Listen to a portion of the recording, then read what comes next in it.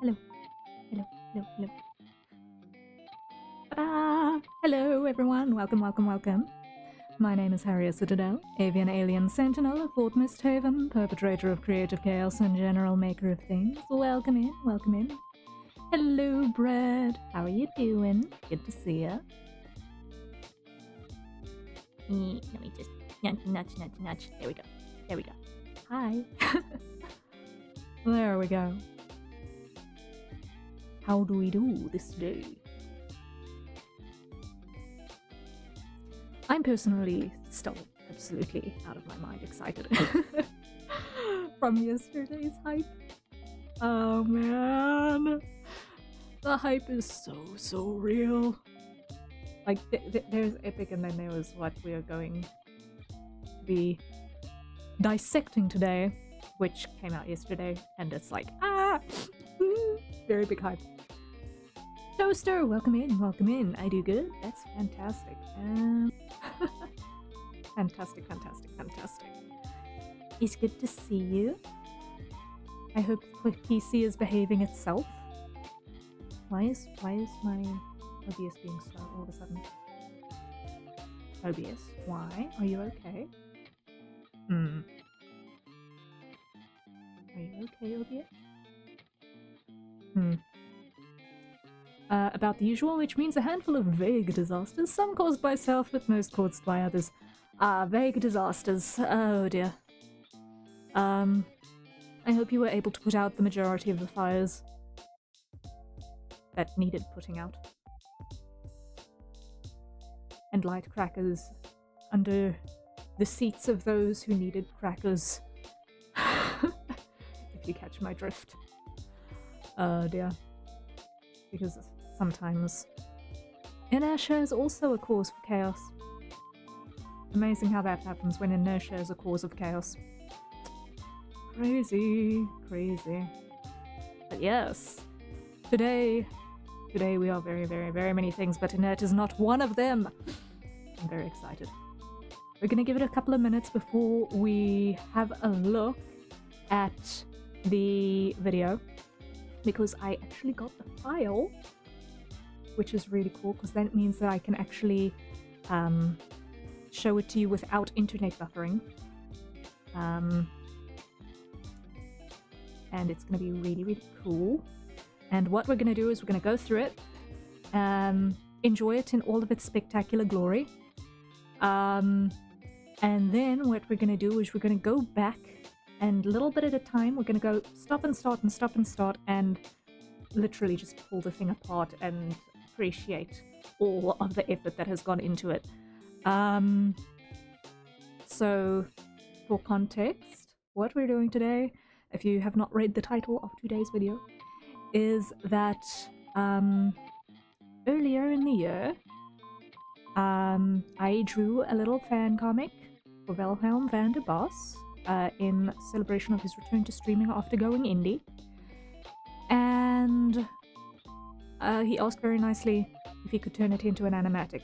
So, naturally I said yes, because why wouldn't I? There's literally no reason to not say yes. And knowing his work, I knew he was going to do amazing things with it, and he completely blew my mind. So I was very excited. You have no idea how hard it was keeping my yap shut about this thing. Since like February, somewhere in February. But it was so worth. It was so worth. So yes, I'm a very excited happy burb. Oh man. Why is my OBS lagging? Why is my OBS lagging? It might be because I have program projector to my other monitor.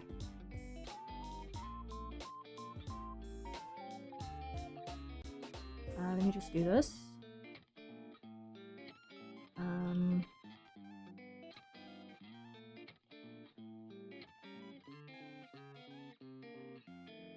Is it here?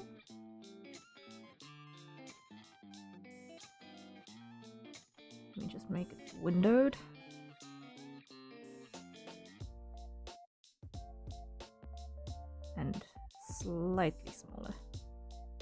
obviously that should take a little bit less processing power. Okay. Hopefully that should help with the lag a little bit. Okay. Yes, it was very, very exciting. It was really fun to take the comic that was basically a finished product and then just polish it up a little bit for a little bit of extra something on the end, and have that all wrapped up nicely for the final lore video, because it ended up actually being a canon lore video, which is really, really exciting. So, are we here? Are we ready to see the spectacle that was made from my little comic? It still feels weird being able to say that I was part of something like this. Like, I see the pictures and I know, yeah, I drew that, but it's like, I know I drew that, but still, it feels surreal to have been able to collaborate on something and it turn out this cool. Love to see fan work that's so good it becomes canon. Yeah, I'm still freaking out about that. I'm legitimately freaking out about that. But I think in order for you guys to fully appreciate why I'm freaking out, you got to see the thing. So let us go and see the thing. If I did this right, then if I did my setups correctly, then it should work as soon as I hit this button. But just heads up, guys, the audio is kind of a really important thing, so make sure that you've got headphones on and that the bass is dialed up. The bass has to be dialed up to get the full glorious effect. Please. Yes, so headphones on, guys, if you want to experience it in all of its glory.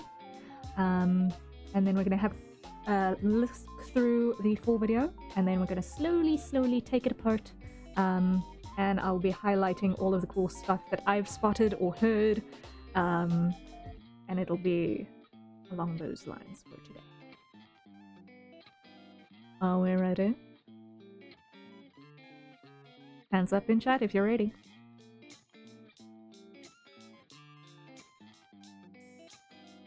Otherwise, we'll give it another little bit before we go into the actual video. Actually.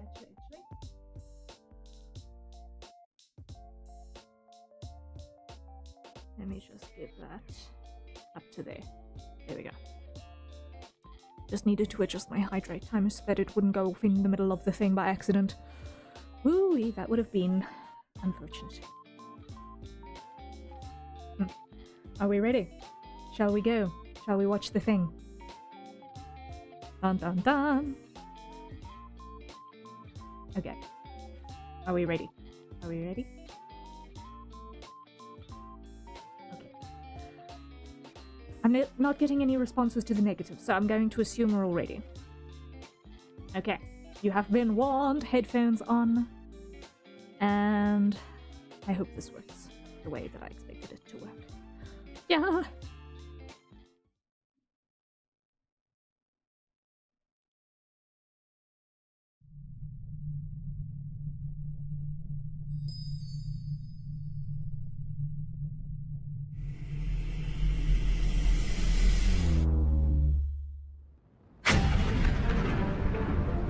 The world has ended.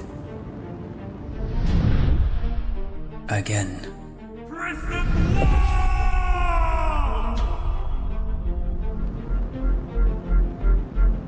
I was able to protect part of the forest.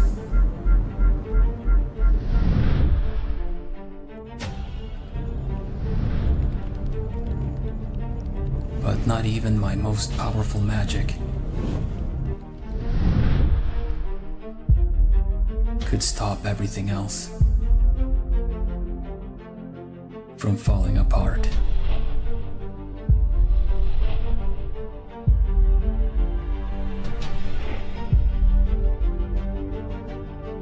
The forest, which once felt connected to everything, now stands alone. A green oasis, surrounded by nothing.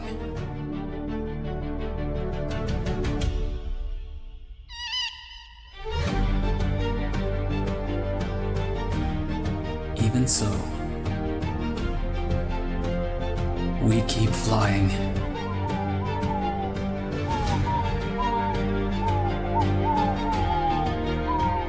Hey, View!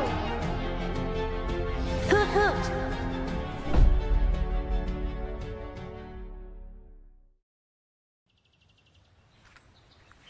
A sneak attack, huh?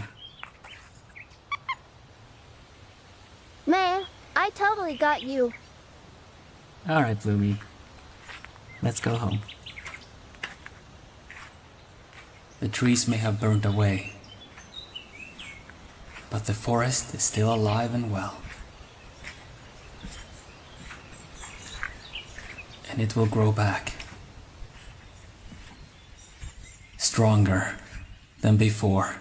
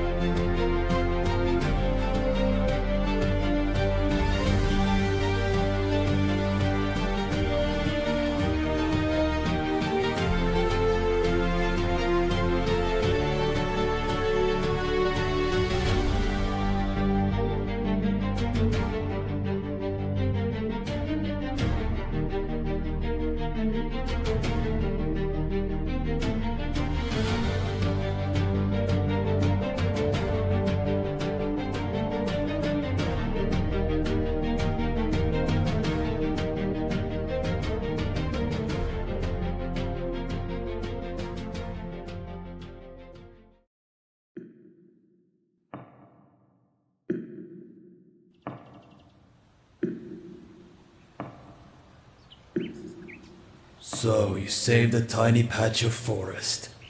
That's all you could do? Pathetic.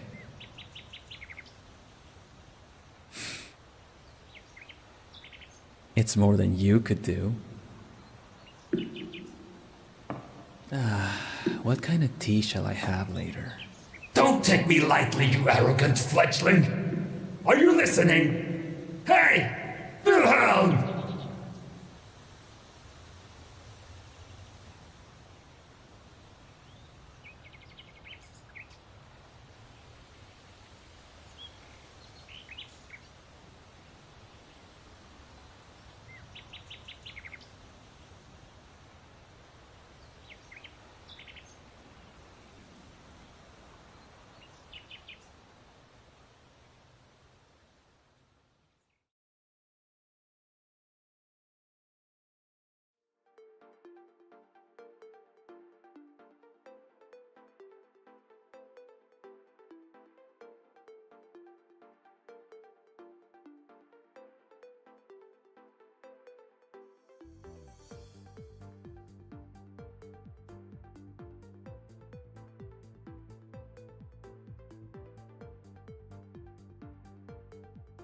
There's the man himself. Hello, Bill. Thank you for joining us. Welcome in on your day off. Thank you, and thank you for the microphone notice. I was so shook that I completely forgot to switch it on again. Hoot hoot. Welcome in.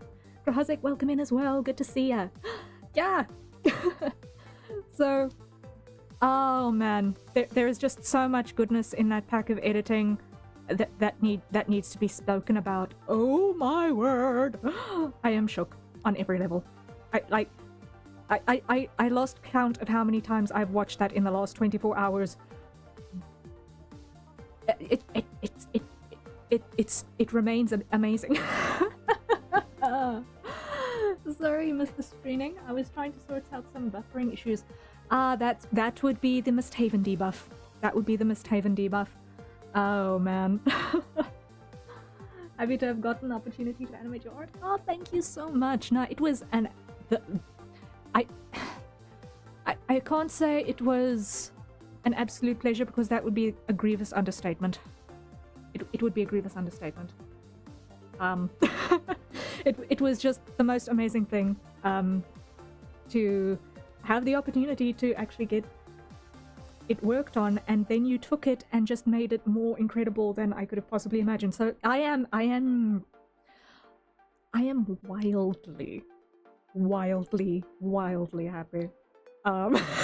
So just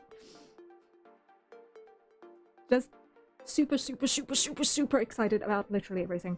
Like, firstly, and I do not say this with the plumey bias involved, but can we appreciate the voice acting there?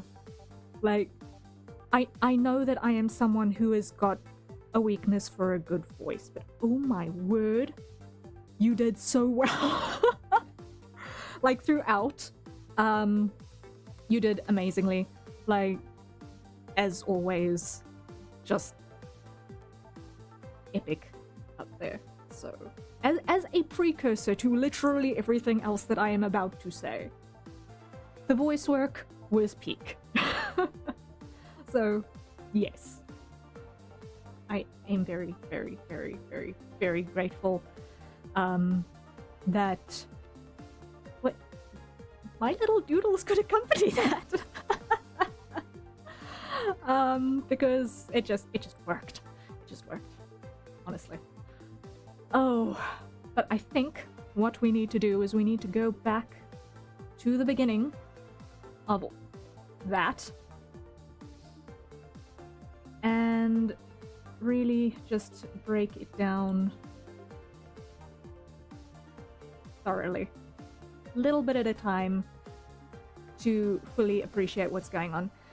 The plan is that we're going to go through it and see what is new that was added, and then compare that against not against the original comic, because I don't actually have the technical means to have that up right at the same time at the moment, because I did weird stuff with my setup for today to work properly. But I can point out what was originally drawn that is now no longer drawn. I spotted those. And yes, it'll be interesting. I'm super happy with how it all turned out, and I'm also really happy you like it too. No, I think liking it is an understatement. I am still kind of bouncing off of the walls a little bit. Like, just legitimately.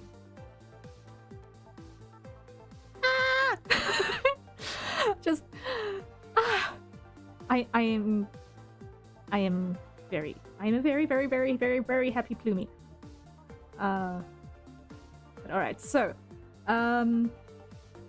the first thing that we need to talk about is the opening scene, because this was gorgeous. I had no idea why there was fire everywhere when I originally wrote this thing. Like, why would the world be destroyed? Why is everything on fire? Let's not think too hard. I mean, context is one of those things that is something that readers could always infer when it was in comic form. But then you did this little sequence, and it worked so well. So let's just have a look at it again. And I'm gonna go start and stop a little bit at a time. Okay. So this, if I'm looking at it, looks like it was a photograph, because it's just static, but it's well... With the pan, it is perfect for tricking the viewer into everything, and it gets into that motion comic vibe very nicely. This sparkle that came down all the way in the distance. I love it. It's just at the simultaneously really pretty, yet when you see what's coming, the ominous strikes in just the best way. Like when it grows like that, you realize, oh no. The Oh, world no. has ended. And then that burst of fire, I noticed, because I will be honest, I did do a rewatch of Lore Video 1 and 2 just before stream as well. I noticed that the fire that you overlaid over the over the explosion drawing was a really, really, really nice touch, and it was a reused asset, but it worked so well at every instance. The explosion, yes! I love that, because it gives you the feeling that was that a shooting star? Was it something? Was it a missile? Who knows what happens in magical lore? But it's like, oh man, it was just perfect. So yeah, the little flame that licks across here again from there. The world has ended. And I really, really love the embers as well. Like the embers just also just tie everything together. I don't think they were the same acid as the flame flare, but they were definitely just a gorgeous addition. I love that as well. Again. And the yell sends me. It's just, oh, I think there is not a single plumie who did not just turn a little bit into a puddle when they heard that yell. It's just, it was definitely something. What I want to add to that, though, Again. is the chromatic aberration as well. This dissolve on the text. This dissolve on the text is great. Also, we've got the embers flying again. The green overlay that we had in the comic was replaced instead by this chromatic aberration, which is so perfect for the spell name. It's just, I just love it.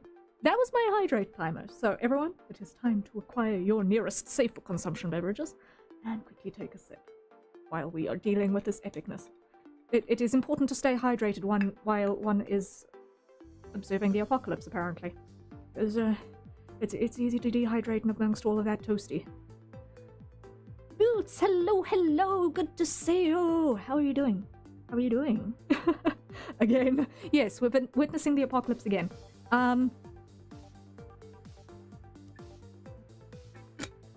So, backstory for anyone who has not, in fact, watched Lore Video 1 and 2. That one was a little bit of a tongue-in-cheek. Con crunching, wahahaha. Ooh, best of luck in your con crunch. Who are you cosplaying? Or are you doing tabling for merch again?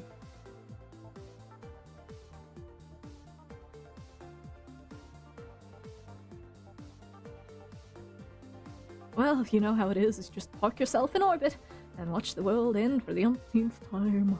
Oh wow. Oh wow. But alright, so for context for the mistlings who have not in fact watched Lore Videos 1 and 2, please do. Please do. Like,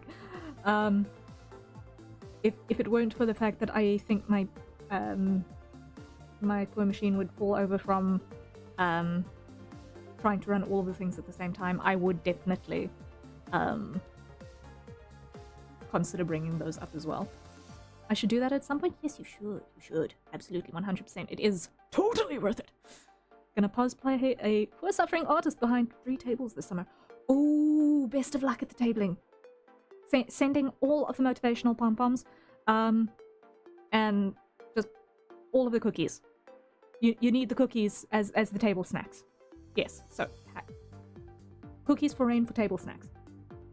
Ah, boots. Sorry, wrong name. Sorry.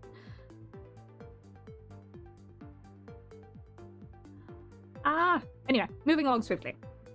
So yes, context is in order. Fair warning that the music will flag for copyright. Okay, so I am then going to, at this point, take the video and mute it.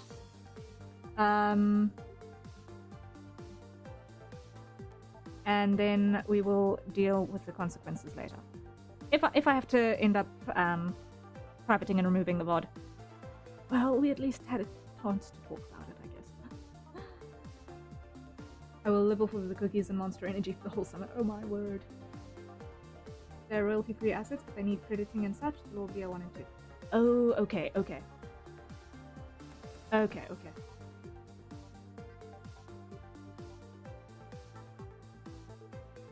So,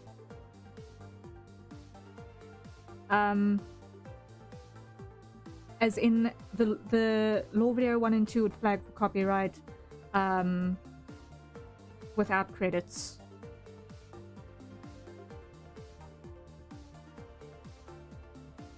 Will this also need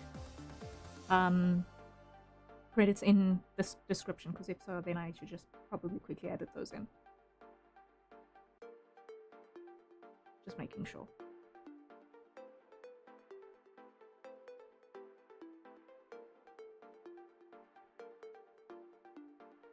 Before we move on. Because I really don't want to actually leave this quiet, because half of what we're going to be analyzing is actually sound-based, so I do not actually want to have this muted. Because the sounds is half of the fun. That's what we're talking about here.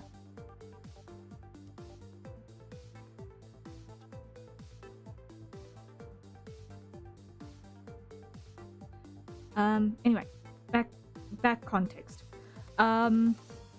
So there were two things that I was tongue-in-cheek referencing here. The first was actually Law Video 1 with the sudden attack on Hometown that came out of nowhere, which for a kid is basically the world ending, because yeah. I will not say more on Law Video 1 for the sake of those who have not had a chance to see it, but please do. It is very much worth it. And obviously the second reference is the dissolving of Globy. Unfortunate happening, but it is what it is. So it's a little bit on the nose as a pun, I know, but at the same time it's like kind of too perfect to ignore. So no more Globy, no more world. Kinda just worked. The poetry wrote itself. I'm sorry.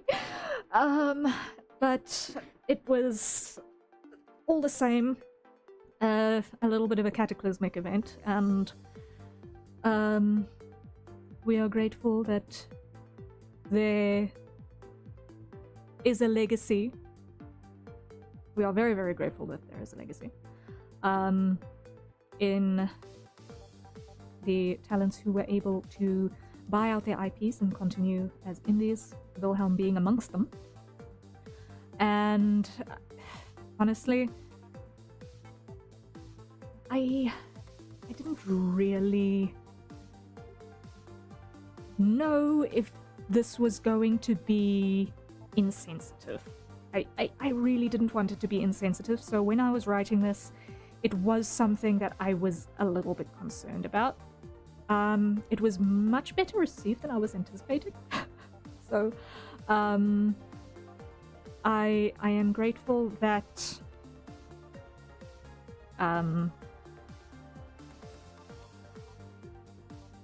people took it in the light that it was intended, in the context of the greater scenario that we were trying to convey here in the comic. But yes, I really, really loved the entire delivery of the sequence, like just from start to finish. It was really, really grand. Just want to go back a couple of seconds more here and just go through again, see if there's anything else I missed. I can't remember if I spoke about it all. Again.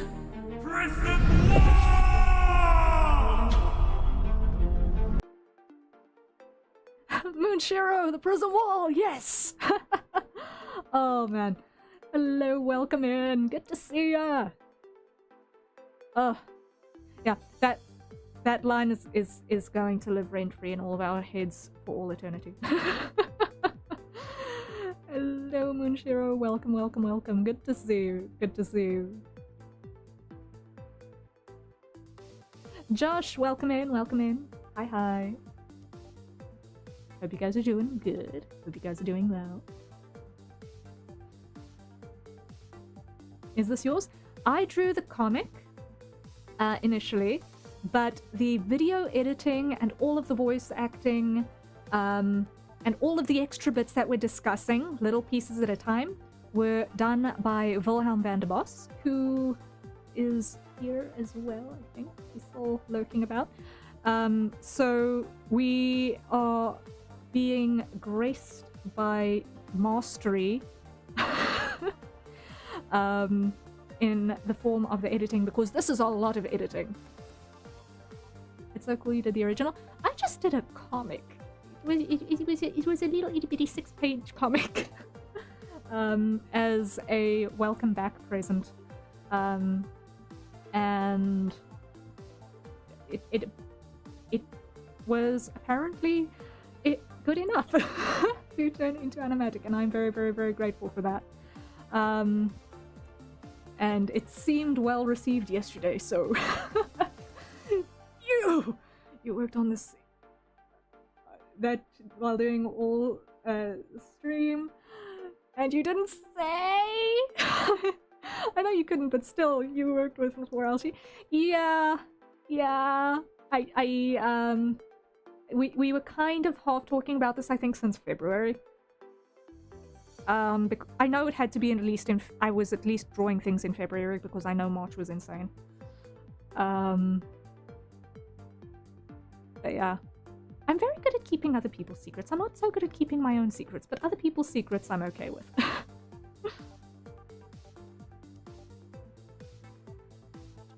When it counts, I'm good at keeping a secret. Besides, I had to pretend like I didn't know what was going on right up until it aired. That was probably the hardest part, is like not pretending that I didn't know what was going on right up until we got the drop on the first panel.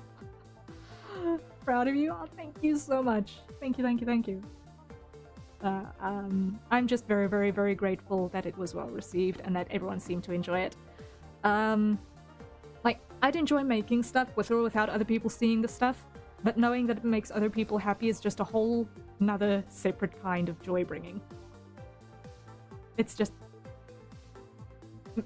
I can't imagine not making stuff in any way, shape, or form, but knowing that it makes other people happy to see the stuff that I make is just another little compartment of happiness. It's a separate jar, completely separate, but that jar also gets filled with the happy tank. That happy tank also gets filled when other people are happy with it. Even if a random person on the internet that I am, and we kind of are for each other, I'm proud of you and happy for you. Oh, thank you so much, Moonshiro. I really, really appreciate it. I really, really, really appreciate it. Many, many, many thank yous. Many, many, many, many, many thank yous. Just much gratitude, very excited, very glad that everything was well received, and absolutely thunderously blown away, much like the rest of the train outside of this dome, by the epic work that transpired with the layers that I provided. I was like, very, very, very excited and chuffed and happy and just but let's actually have a look at this sequence here. Yes, greetings for the owl shoe.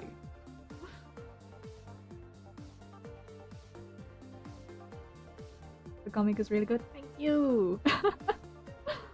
Oh, okay. All right, let's have a look at this sequence, because here another couple of interesting things happen. So, we just go back into the flash after the wall. Okay. I was a. So, two things to note before dialogue kicks in here, and I know it was really, really quick, but the sound design on the pulses of this shield, of the pulses of energy as the flames are parted around the shield. The sound design on that, I loved it. I loved it. Even if it's sad for me because I have a big care and love for Equinox. Yeah. I couldn't write this without including at least the tiniest nod to Equinox in here. Even if it was imparting. It was a non-negotiable. It was a non-negotiable. It's an absolute tragedy that things ended up going the way that they did. On one hand, but on the other, we must just be grateful that it gave us all the opportunity to at least get to know the people and be able to continue supporting them in new phase of life that is going forward, right? I think that's the most important thing. Is that we can. They're still around in some capacity and we must give them all the love and support. Everyone deserves it. They're all incredible creators. So, yes. So the sound design on those pulses is one thing that I really, really, really adored. The other is, and I was kind of hoping he was going to do this, and I'm so glad that he did. Let's see. I hope you can see my cursor. Can you see my cursor? I hope you should be able to. Can you? No, you won't be able to. Yeah. Let me just see. I'm emotional in a few days. Sorry. No, don't be sorry. It's a thing. Let me just do this. File, settings. I just want to make sure that my cursor is actually visible, so that you guys can see things. There's a mouse floating above you? Okay, so you can actually see it. Fantastic. Cool. Right.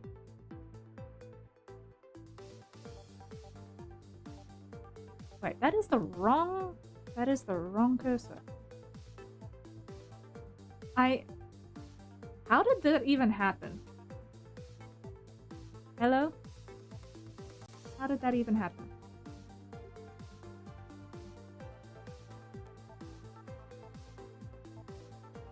Okay, let me just check something here real quick because now I'm confused.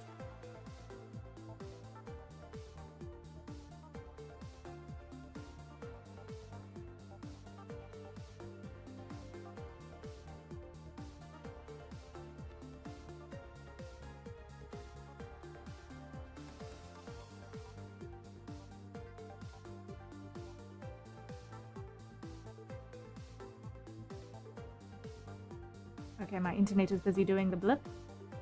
I really hope everything is okay. Internet is busy doing a blip. Got a mouse hold? Wouldn't be.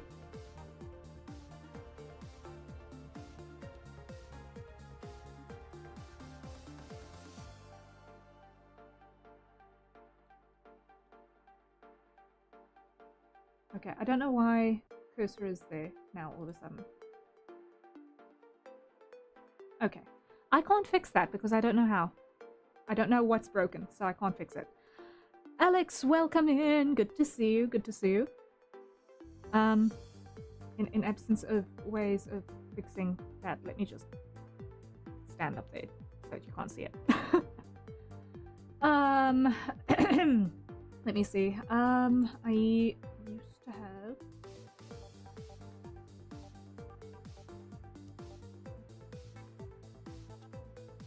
Let me just do this real quick. Let me get myself a cursor. Would help if I actually had the right keyboard. How are you doing, Alex?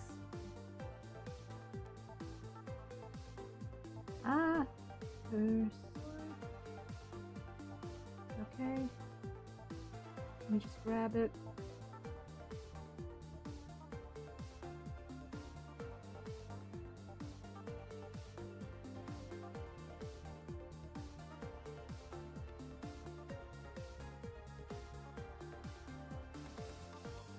Doing good? Make some carbonara. Ooh, lovely. Oh, come on.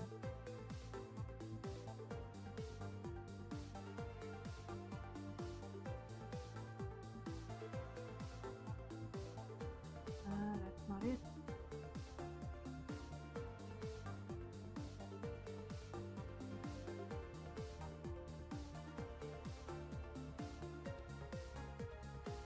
Is this it?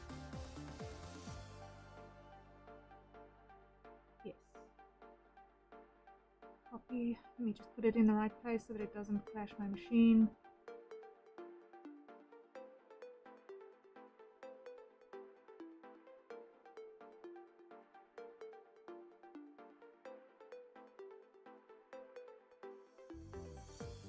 Okay, got it. Okay. Alright, there's my cursor. Okay, so this little green arc over here. It was a long little thing to be able to just get this to go over there. That was originally in the comic, and I just separated that out. And what Wilhelm did was he literally duplicated that a couple of times and put that on the movement to get this shockwave response over the entire thing, and it worked really well. I was hoping it was going to do that. I'm very glad it did. It ended up working perfectly to just get the sense of movement and energy moving over the surface of that dome, and it just worked so well in the end.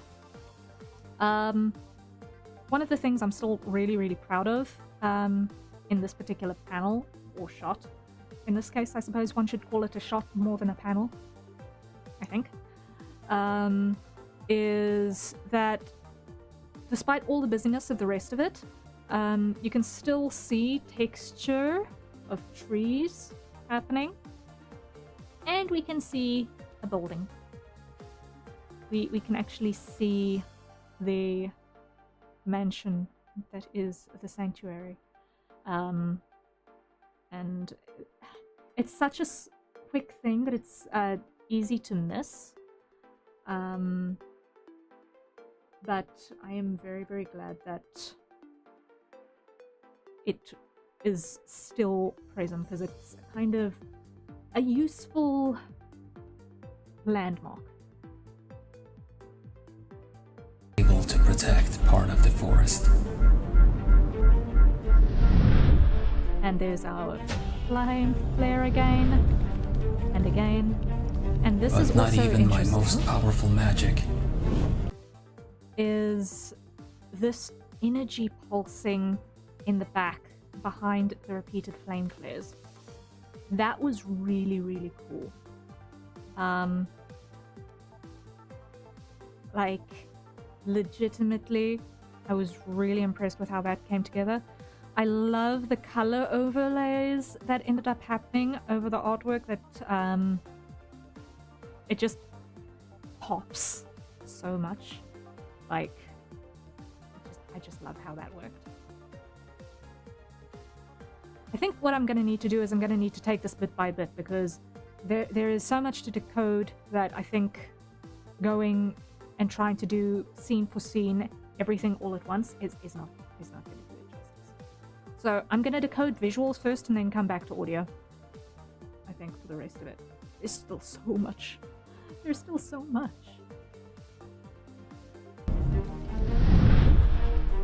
Once again, flare. Could stop everything else. And this. Like, those magic sparks coming from the hands. That said so much. And I gotta say, I was thinking about this this afternoon when I was actually showing the video to my family, because they were desperately curious, and they were also most thoroughly impressed by the editing. I cannot emphasize that enough. They were really, really impressed. That all of this happened in the timelines that it did. But here is the shot where we actually get to see the rest of Equinox from falling apart. And Wilhelm was very, very sneaky here, because I am pretty sure he didn't tell me he wanted to do this.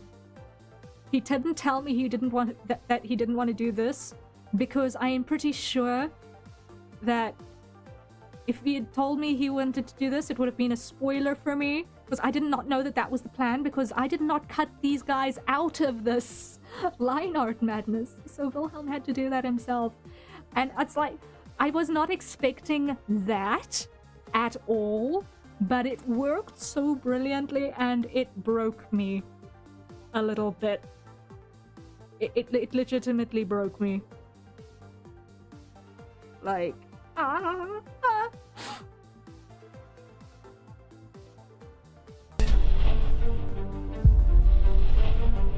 And the little color follow up as everyone is disappearing is just, oh man, it's like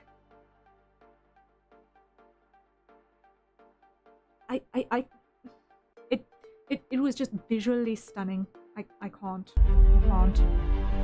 The texture, the wave. Oh my word. The forest, which once felt connected to everything. Okay, and this was also really, really clever. When I did the original comic, I had done a sky like this in the art format. But here I see that it's actual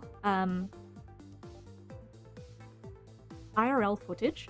It's an actual smoke cloud and everything. And the texture is amazing, and I love how it just brings a level of realism to everything here so well. Once again, the embers, so perfect for the scorched landscape. Just absolutely love that decision. That creative decision was on point. Stands alone. A green oasis. Surrounded by nothing. Okay, the grayscale on that, I have to say, was a really interesting decision. The original panel was only a single panel for this, but I tried to make that little island as kind of as small as I could while keeping it visually present on the page, enough to be able to see, okay, what this is in fact not just a random green dot, but it's actually a patch of forest. But the way that it kind of just feels, you feel the desolation in the grayscale, even though we've just been reminded that it's a patch of life. It still feels that desolation of everything else going away, and it's very painful and very powerful, and I'm very, very, very, very, very impressed. And this, oh my word, this one. Okay, too many things to unpack in too few seconds. Okay, way too many things to unpack in too few seconds. So, once again, we have the cloud texture happening in the background here, which is really, really, really cool. That actual footage happening again. The grayscale was a nice edit, and I love the expression change. This expression was not in the original comic as well. I really hope I'm still alive. I really, really hope I'm still alive. I'm just suddenly got this sense of foreboding that things are broken. Am I still alive? Please, please, please. Just checking. Okay, it looks that way. Okay, it does look like that way. Okay. Whew. I was concerned for a moment. Okay. Because certain things are not refreshing. So let me just hit that button so that can come back. There we go. Live, I beg of thee. Okay. You're still alive. Whew! Crisis averted. I've been struggling with a couple of network issues today. So I was struck with a sudden panic. But yes, okay. This expression was not in the original comic. It was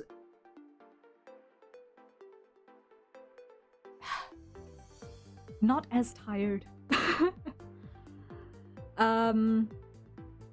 And I think this was a brilliant, brilliant, brilliant addition. This kind of just physically and emotional exhaustion down to the very depths is just the dead eyes, the slightly agape mouth is just ugh.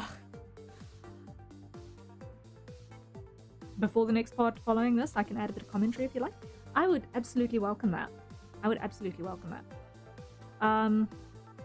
I actually wanted to invite you to be on the stream with me, but because it was your day off, I kind of also didn't want to ask you to come on a VC if you were not comfortable with it either. So it's like,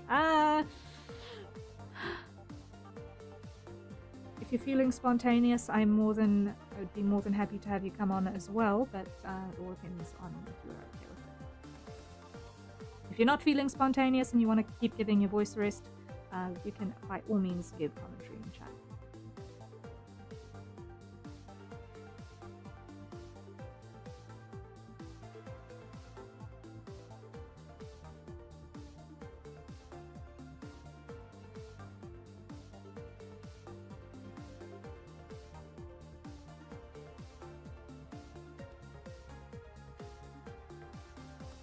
So yeah, I just really, really, really loved this edit. It was just...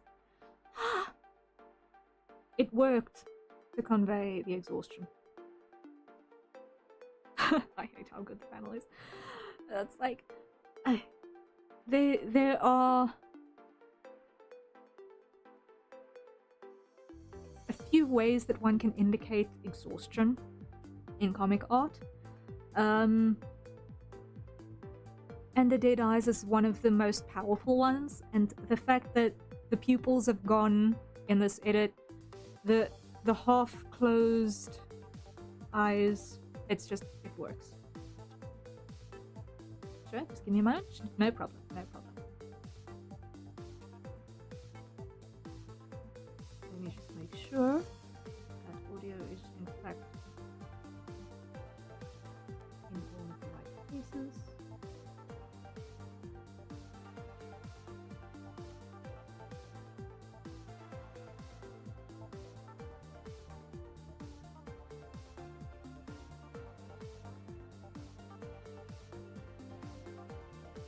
I think it's good. I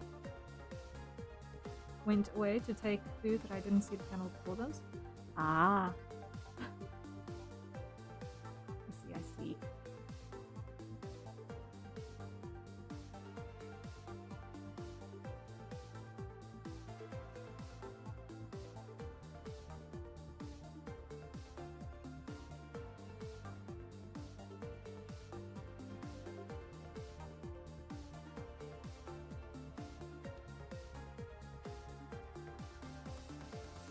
You're a good artist. Okay, you make people cry.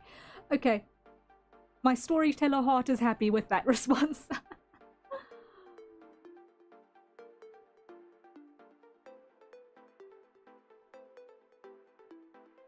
and I cried enough. Oh man, I'm sorry, but at the same time, I'm not sorry because it means that I did my job right. I am glad. I'm sad, but I'm glad. I'm the creator's paradox. Ah!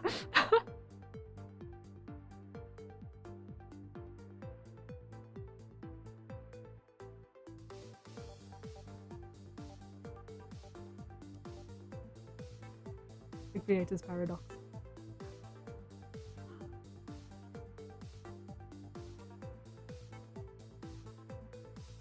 Yes.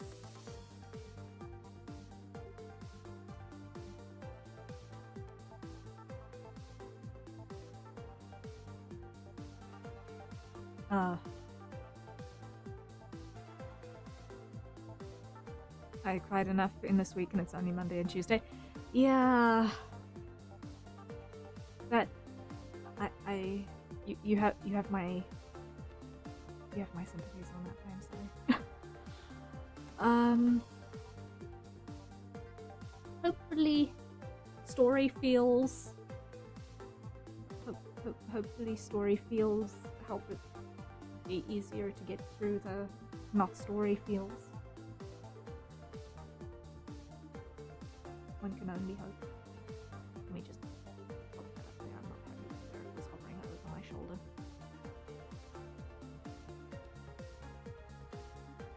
There we go. Whew. Alright. Yeah. Right. Other ways of conveying exhaustion in Comic Art. More exaggeration on the eye bags, probably. Once again, this was one of those little tweets that would have been spoilery towards me, had I been informed about it. Which means that I am just as curious about creative decisions as anyone else might be. Come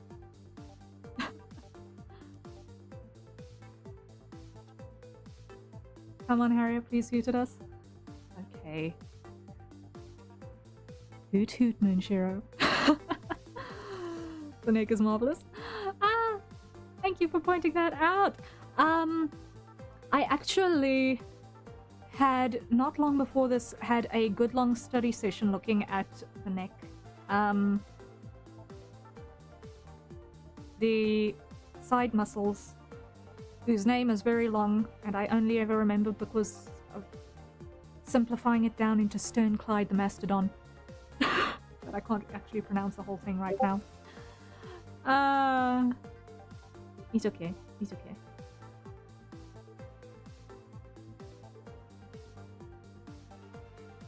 Let me just do this. One moment.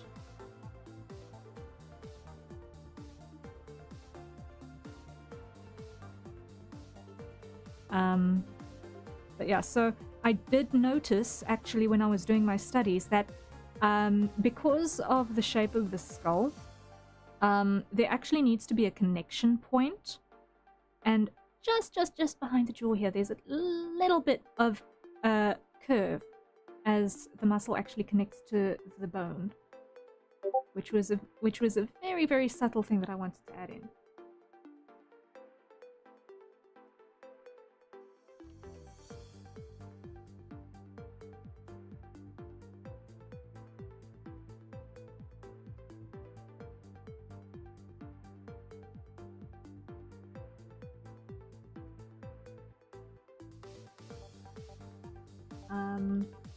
And I'm glad that it worked out. The other little thing is tricksy to see, but is actually a little fold. Yeah, I forgot to grab the cursor, so I was using my normal mouse and I forgot to grab the cursor itself. So yeah, there's this little curve over here that connects just below the ear. Which, unless this area is under tension, you can't actually particularly see it. And depending on the angle of the jaw, it's more or less pronounced as well. So sometimes you see it, sometimes you don't. But this little fold of the back of the neck with the skin actually folding is another little thing that I was able to throw in there as well. Hairline as well. We don't often get to see hairlines on characters with closed bangs, so I did have to kind of improvise a little bit on general. Okay, what does the approximate average male hairline look like? And I just rolled with that, and it worked.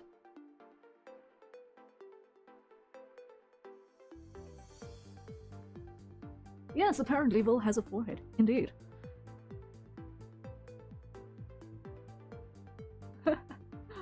Yes. Foreheads are a surprising thing when you realize that people in fact do have them. Tiny me, who could not draw a human head to save my life once many moons ago, did not know what to do with everything above the forehead. It's like, there's like, okay, you draw the face, you draw the eyes, you draw the forehead, and then everything's just flat.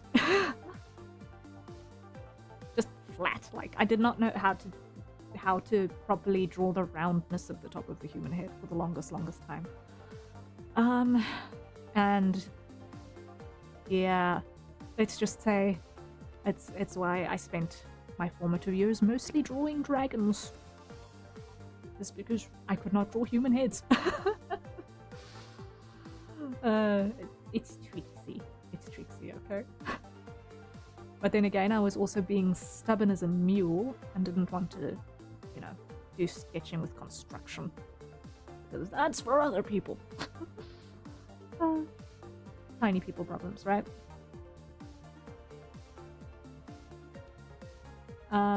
So Vil won't be able to join us in VC because of the time.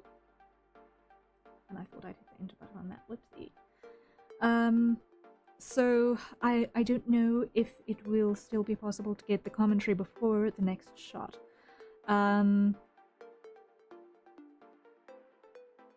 That he did want to include.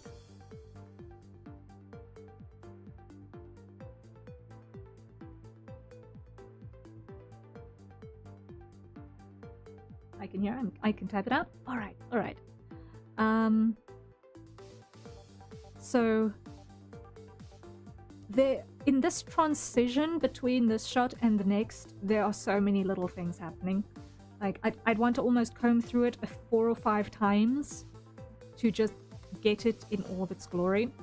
But this is, I think, the 3rd time that I've seen the like and subscribe button pop up in this time that we've since the last hydrate, so I think it's time for another one because I forgot to reset my timer.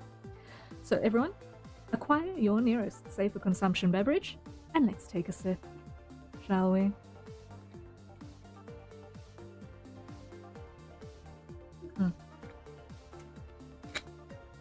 I'm on water again today. What are you guys having?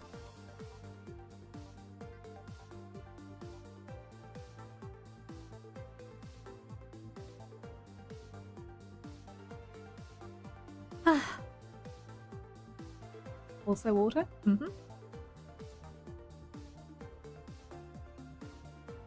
Wind, sky, hair and earring, and how do you call it? The color of the top? Movement?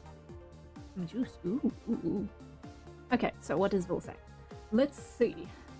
As I was editing the video, I felt like I needed a transition to bring the 2 parts of the story together. Turns out the grayscale fit the plot perfectly.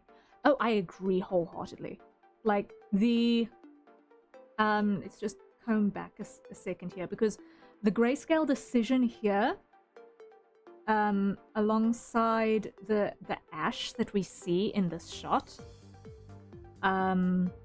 it was definitely a very, very good creative decision.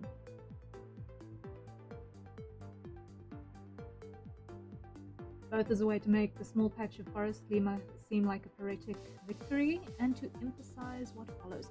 Oh yeah. I really, really love that decision. Like, that creative decision was very, very much worth it. Now stands alone. Like, just to get the sequence A again. green oasis.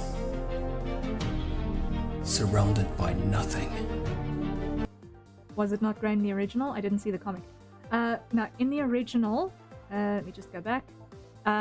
We just had this, but the amount of ash space around it was like twice as much on either side in like this huge, almost a third of the page, I think it was just this ashy white block with this tiny little green dot in the middle. And this long panel on top with this shot.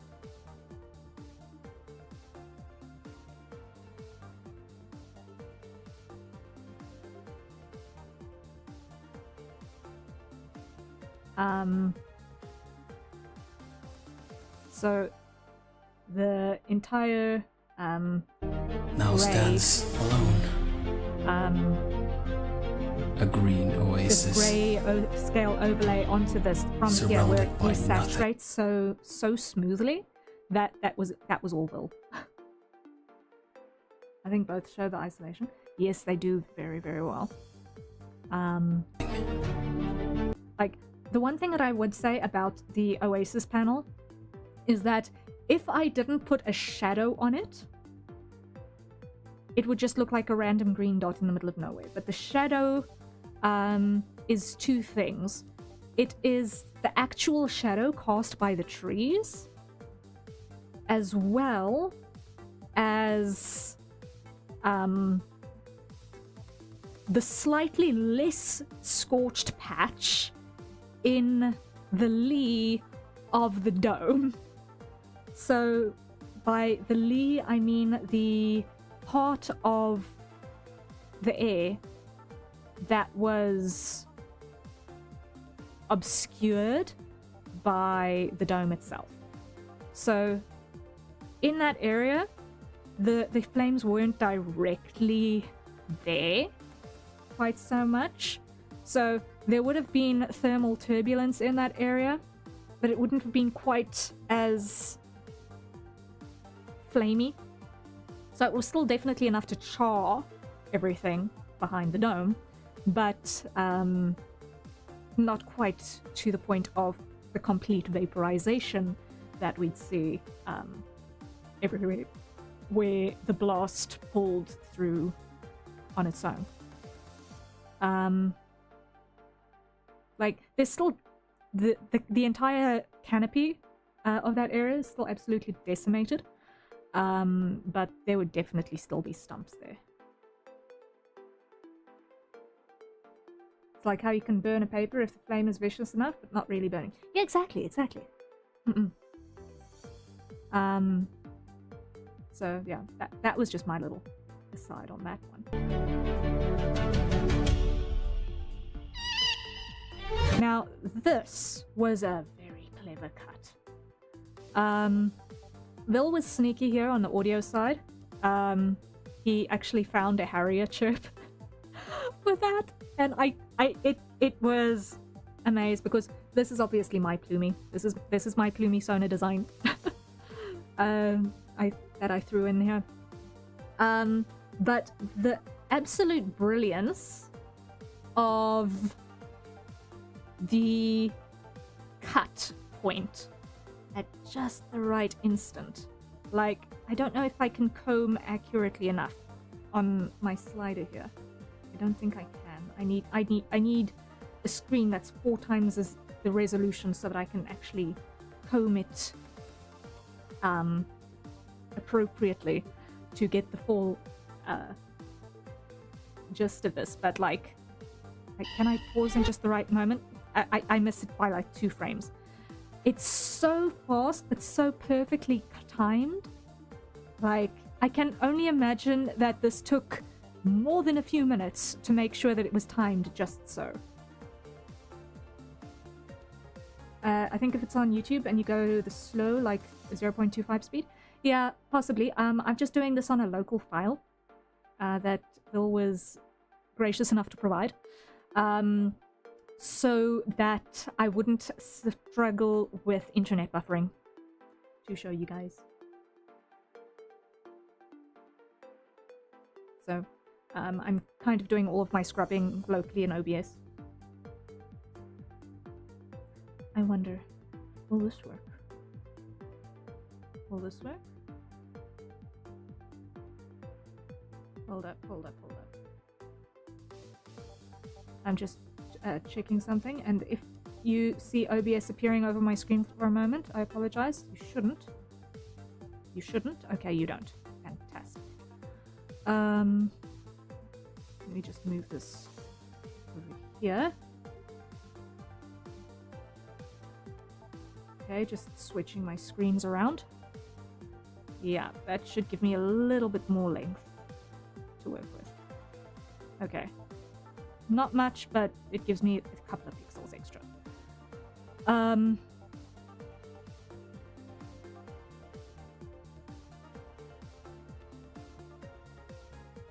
The change the mouth is doing, the eye change also? Yes. So that expression is the one that I originally drew.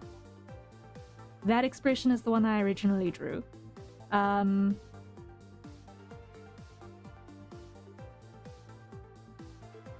That one is Ville's edit. Very subtle, but very effective.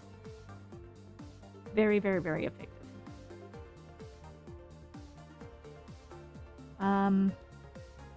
Okay, switching these two around did not in fact do anything.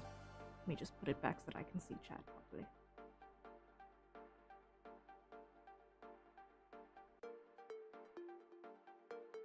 There we go. So yeah, that was really, really well done. Also, important to note here is how all of a sudden there is color in the actual atmosphere again. Like, yes, smoke and ash and everything is very, very white and gray. But here we see actual sky. Like, it's a subtle thing to notice the blues in the atmosphere through the smoke. But I love that even the sky is no longer gray anymore. At this instant, it makes the Harrier heart very happy to see that color snap back.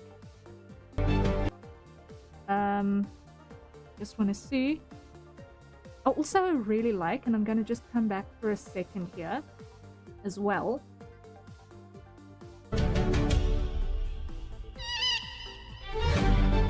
The slow-mo. The slow-mo. And then the speed up out. The slow-mo and the speed up out. Oh my word, I love that. The slow-mo in, speed up out, and then the crash zoom into the next shot. Oh my word, I love that. It was so cinematic. Ah! I love that so much. Ah, I love that so much. And then there is what he did with this, which was just alchemy of the highest order, okay? Alchemy of the highest order was in play when he did this shot, okay? Even so, I don't know how he managed to get it right. I think it is just brilliant. But also, wait, hold up. Scroll back.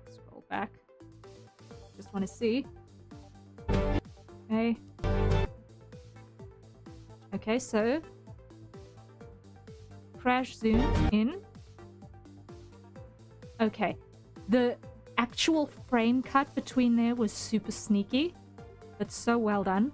The diffuse blur to get between those during the motion zoom, brilliant. I love that. It does so well for actually hiding that cut frame. And then the very quick sharpen up. And then he's got actual sky reflections happening in the eye. Like, just pay close attention. He's got actual sky reflections happening. Even so, Like, I was jaw to the floor when I first noticed that. It was like, firstly, how? Secondly, how? How did you even? It was masterfully done. I loved it. I love it. Love it. Love it. Love it. Love it. Not loved. That's past tense. Past tense is not appropriate. We are very much still presently adoring this. Oh my word. Yes, I have been waxing lyrical about this for an hour and at least 10 minutes already. Crazy.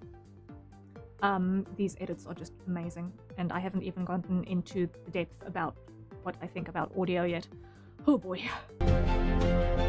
we keep flying. Okay, this panel was kind of one of the big panels in the comic.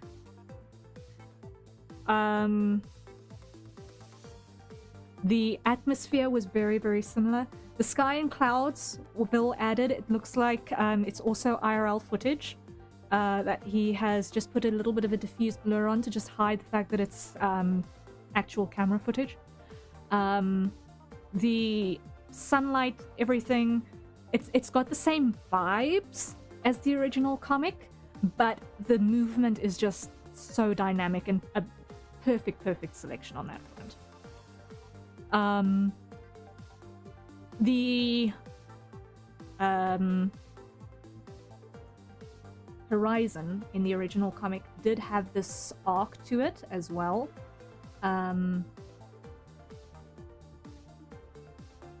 So the fact that everything could in fact just come together like this for this shot, I am really happy with.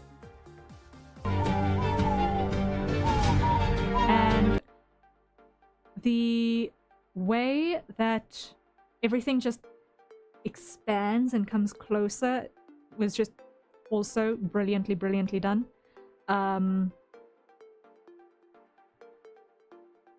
Just want to come back a little bit because I've got to give us a tiny little disclaimer about this. I was lazy. I was a lazy artist. Okay. I drew these plumies and then I duplicated them and moved a couple of them around and added one or two other little squeals to get all of the rest of them that you see over there.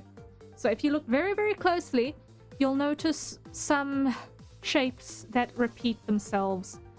So this one over here, for example, I see it here and here and flip over here again. And I know that it's flipped again somewhere else. I can't remember exactly where. Oh, there it is. There it is behind Natsu.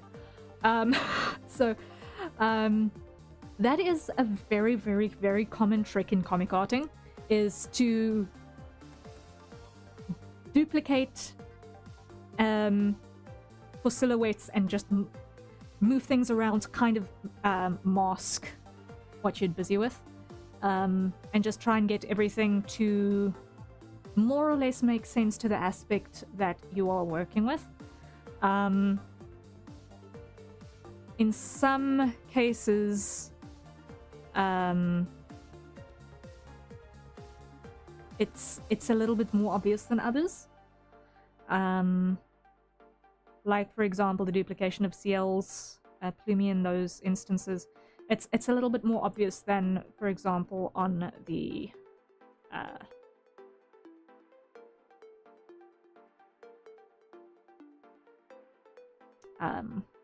Callum plumie, for example. Callum plumie could be literally any one of these. It's a lot harder to identify exactly which one of those is the duplicate.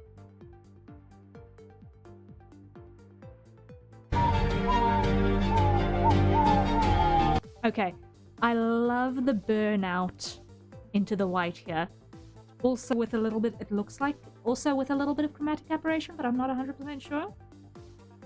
Or is it just a straight overexposure? But either which way, it just works so well. I love that transition into that white. Hey, View! And then this. So this wasn't actually in the panels of the comic itself, but it was actually the cover of the comic. That got conscripted, including the hoot hoot text emotes that are a mainstay on Bill's channel. I did actually use these emotes as the sound effects in the comic as well, but at this scale, in this application, it just works so well going into this. Also, the burnout into the next shot with the overexposure, also brilliant. And the colors and the sparkles. The sparkles! I love the sparkles. Like, it's comic and it's glorious. Oh, this is a nice frame to actually show off exactly what's happening here. Ooh. Ooh. So that looks like what we've got. Let's just go through again. Hey, View! Hoot hoot! Movement. So it looks like there was a frame shift or a blur of some description, a sideways blur before the impact frame, to give us that darker background so that we could get that solid thwack of the impact frame. That was actually, that's very clever. That's very clever.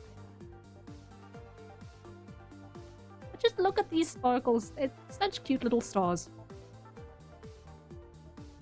And it also looks like there is additional effect lines coming in as well over the top of the illustration. I really like that addition as well. Yeah, the entire starburst of the effect lines in the back here is animated. That's really cool. That's really cool. And that this one goes darker into the transition next is also nice.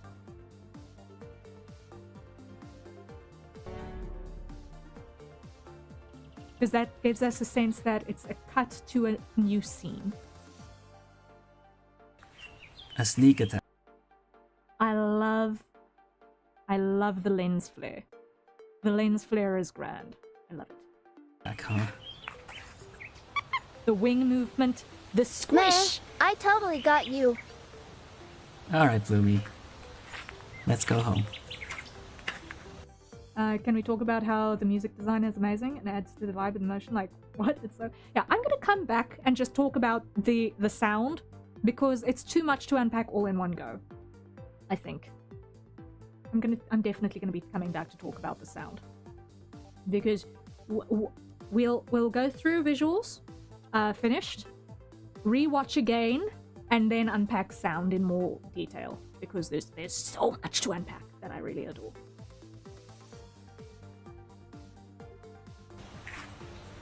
The trees may have burned away, but the forest is still alive and well. Okay, that was cool. That was cool. So it's a subtle thing, but if you look at the text, this golden highlight through the caption, it's something extra and subtle, and it just softens it in a very beautiful way. I love that. I love that. Burned away, but the forest is still alive and well. And it's in both of those lines. I love that. And it will grow back. And on that one.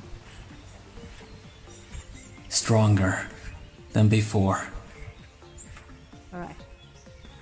That fade to black is brilliant. It was basically what I was expecting from that scene, but absolutely fantastic. I'm just going to past the credits a bit. We will appreciate those again in a moment. When we go through the video again from start to stop.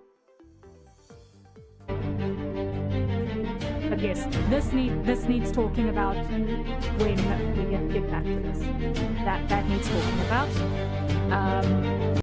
Okay, this little page, I couldn't not give a little nod to all of the plumies whose designs were incorporated in the great flock shot.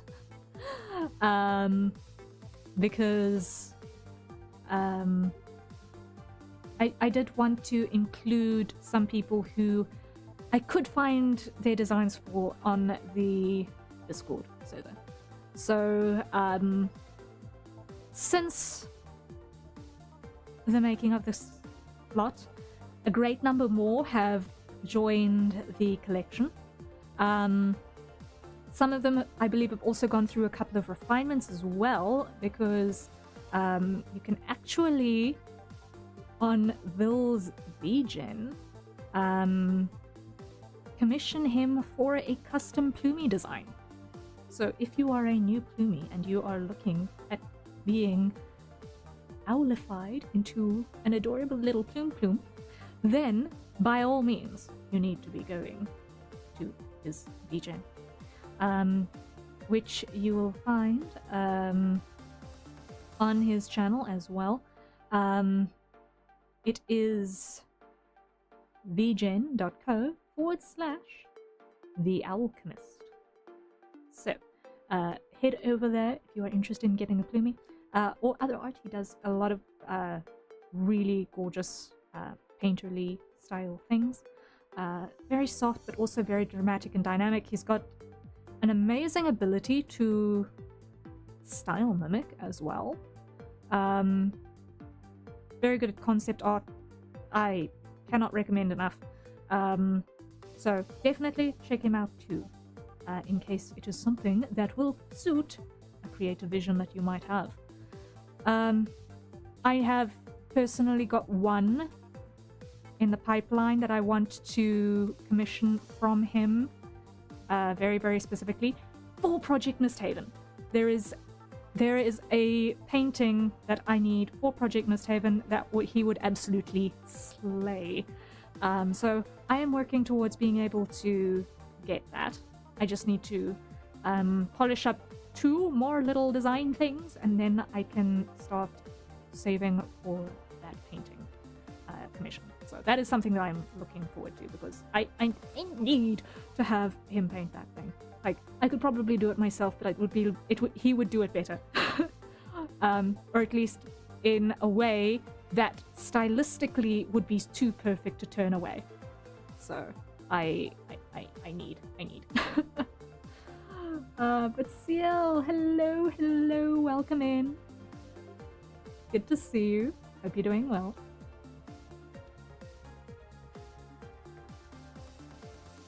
Waving like you're plumie. Hi. Alright. So, that was the end of the comic as the comic that was seen in the Will Come Back project. Everything thereafter is new.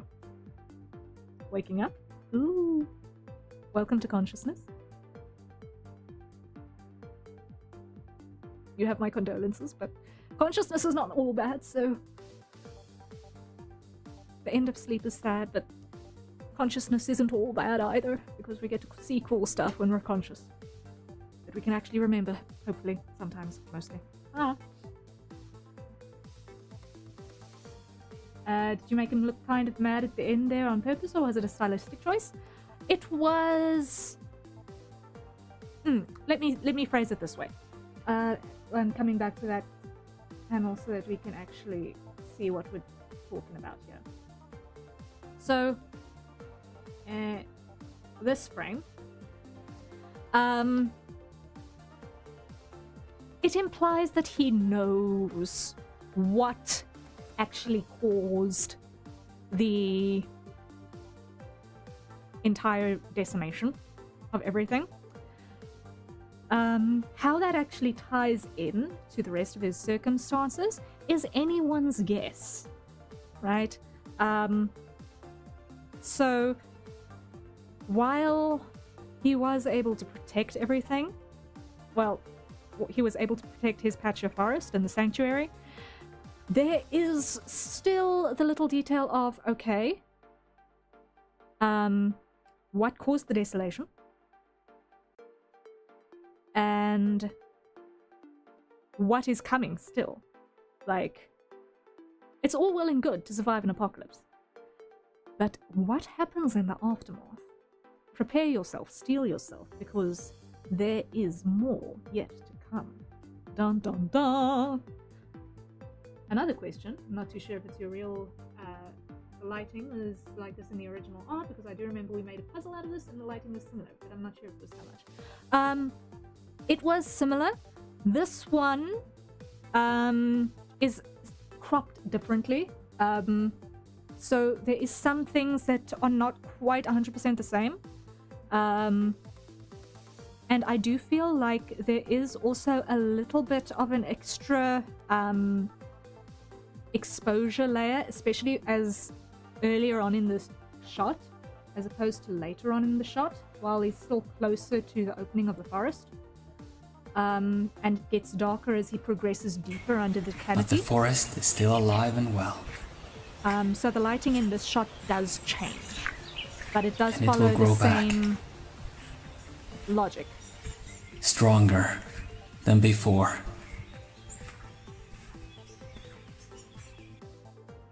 That's really curious how we saw it differently. Had taken that look as a fierce determination to make things better.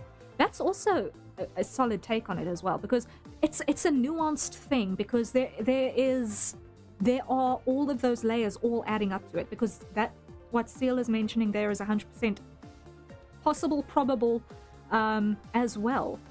There's a determination, there's an understanding, there's a preparation and an anticipation, and there is an unwillingness to be defeated, I feel. Like, I got the sense all the way in Law 1 already that despite everything, there was a resolution to not give up, even in absolute isolation. In Law 2, well, Law 2 had its victory. I'm not going to spoil it for those who haven't seen it yet. Please go watch Law 1 and 2. Please, please, please, please. It's so worth it. Law 1 was drawn by Wilhelm himself. Law 2 was drawn by Mary Mage. Both are absolutely brilliant. Like, Law 1 was published a year ago. Law 2 was published 6 months ago. In the span of 1 year, you can see a developmental pipeline of how much Wilhelm has improved in his voice acting and editing in the span of this year. I love it. Like, it's a historical record, not only of his progression as a character, but also as his progression as an artist and his skill levels, and I'm really excited about that. It's like so cool to see. I see what you mean with the lighting. I just thought maybe you cut the character from the background for that, but it's the lighting and the shadows that do that. Yeah, so when I drew it in layers and provided those to Vil for this project, I did specifically separate foreground, midground, and background. And certain pieces I separated from one another as well. Similar to how pieces are separated for a live 2D rig. To make it easier to move and edit.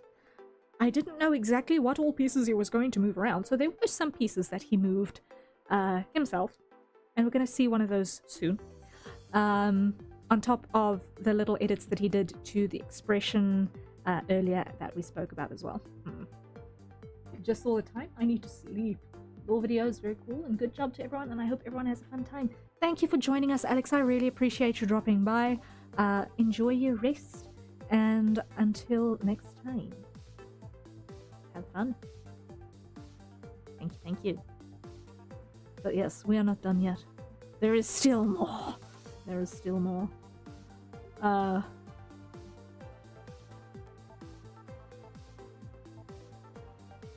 We will talk about the sound in the next class, I promise. This is going to be a slightly longer than normal stream by the looks of things. Yeah, I think from here I can hit play again because from here everything was new. This was not included in the Will Come Back project, and this was February's work, I think. If my memory for timelines is to be trusted, but I don't necessarily trust my memory for timelines. The Mistlings might have a memory for this, because I occasionally spoil a few little hints about my lore, which I'm still getting around to making stuff for myself. I promise Mist Haven is coming, guys. Mist Haven is coming. But Harrier's bit is that there is memory loss.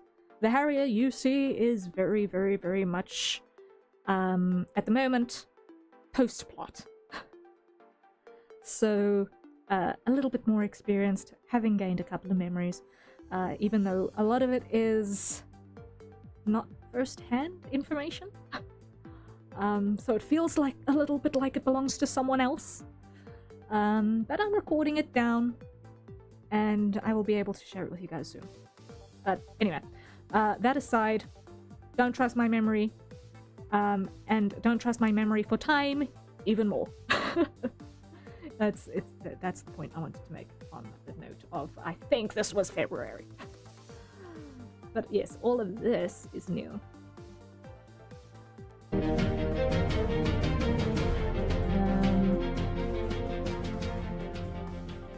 Yeah, so this is just the fade out. No, why did I have that on? Out. Why did I have that on? I knew something was wrong. So you saved a tiny patch of forest. That's all you could do? Pathetic. Okay. I feel that in my soul. I thank you, Seal. I feel seen. I feel seen, knowing that I'm not the only one. Okay. So this shot has a little bit to unpack behind it as well. So, the passage that we see, the hallway, is the same hallway that we see in Lore 2.0. So that was an interesting thing to get looking close enough. Thankfully, with distances and things, I could make it a little bit more blurry and such that it was forgiving. But it still gives the same sort of feel as what we see in 2.0, which is a lot crisper and cleaner in how we see that.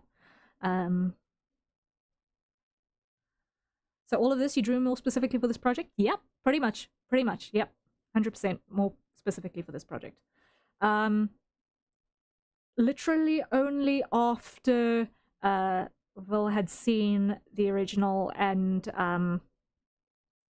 had asked if he could do the animatic version, did the creative juices kick in and say, hang on, this we can afford to put a little bit more into this. We can afford to add an extra scene. Like for the Will Come Back project, it was just all feels. It was just all feels. But this bit just felt like, okay, what bonus content would just be very, very satisfying? Like what's a little sparkle of extra that we can just throw in there, right? And this happened. And I think that it was also a good balance for all of the emotionally draining madness that had happened before. Because, you know, apocalypse, losing people, dealing with all of that chaos. It's a lot. So a small, mundane moment of victory felt very, very necessary. And I also just wanted to include a little bit of the shadowy, quote-unquote, evil as well. Throwback to outfit 1, which I believe Evil still wears most of the time. So I'm very glad it happened too. Oh, I'm glad you enjoyed. And like I said in chat yesterday as well, upon the topic of Wilhelm and sass popping up, who else is he going to be sassy to, right? I mean, it's not like he's ever sassy to the Plumies or anything. No. Oh, heavens, no.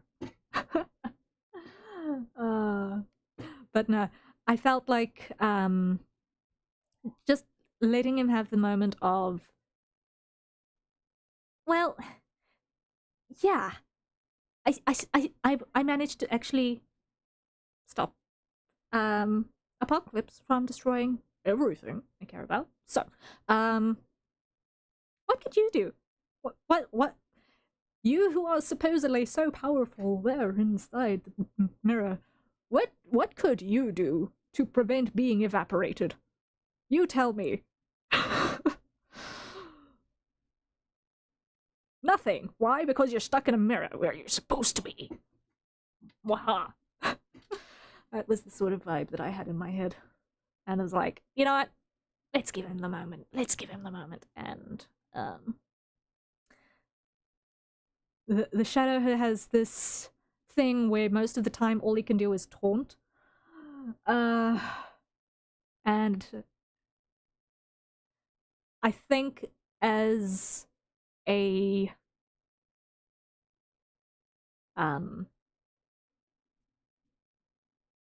as someone who has grown through suffering, taunts, and everything, Wilhelm would have kind of at some point learnt, okay, that's all you can do. I can either pay attention to it, or I can just not let it get to me. And I mean, if I what we've seen of the interactions on stream or anything to go by this time, I don't think Wilhelm lets the shadow taunts get to him much anymore, honestly. The expression is so, you again, huh? Yeah, it's like, there you go, trying your luck again. No, I'm gonna let this in one ear and out the other.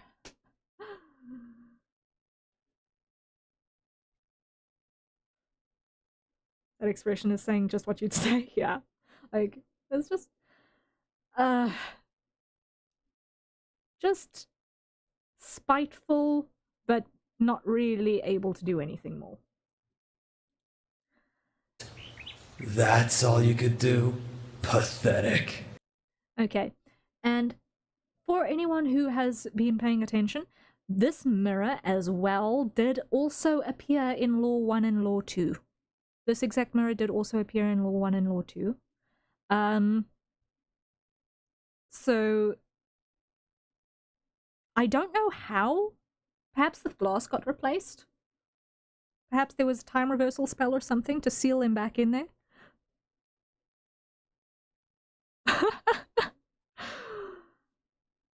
So, perhaps in terms of sealing him back in the mirror, the glass got repaired. Who knows? Who knows?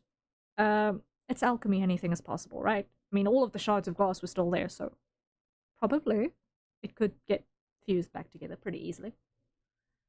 I mean, come on. The guy literally just stopped a cataclysmic explosion outside. I think he could repair a piece of glass. Did you blur him, or is that editing? I believe that's resolution. I believe that's resolution. I think at this point...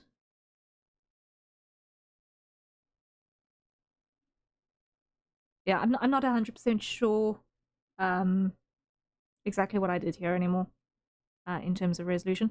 But because we're zoomed in on this, everything would be a little bit softer than in the original panel.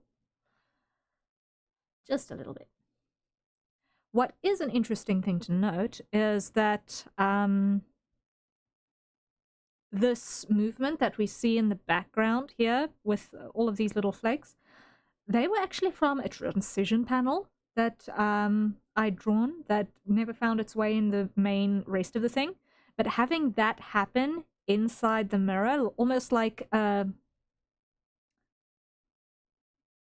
deeper shadow realm, that was very, very interesting for me.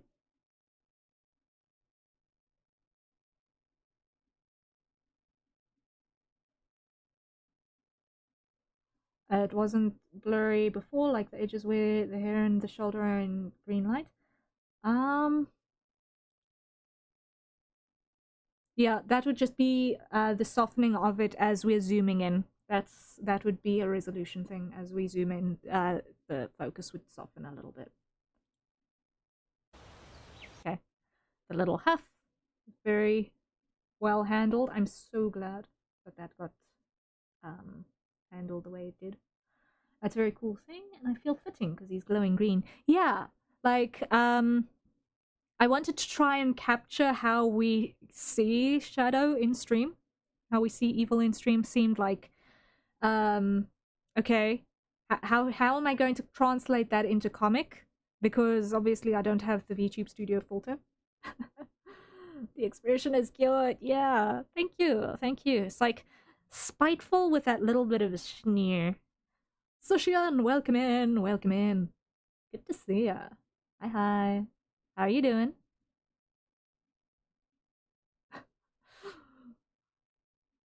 Somehow I feel like this is also meme worthy now that I look at it.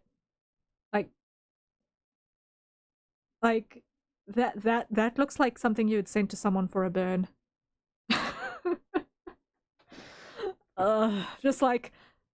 Just sneering at you and saying pathetic. That seems like something I'd send to someone for a burn. Not that I do that, but it seems meme worthy in a way now that I look at it. I don't meme, so I don't really know.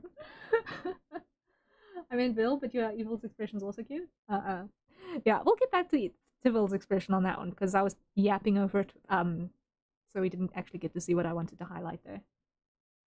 I'm vibing as I get to see the best model mama ever. Oh, thank you, Sushin. Thank you for being here. I appreciate. Yes, we're going to continue work on your model on the morrow, so looking forward to that. There is much to do. Much to do. We still want to get that done this month. Woohoo! Or in Plumie mode. Woohoot!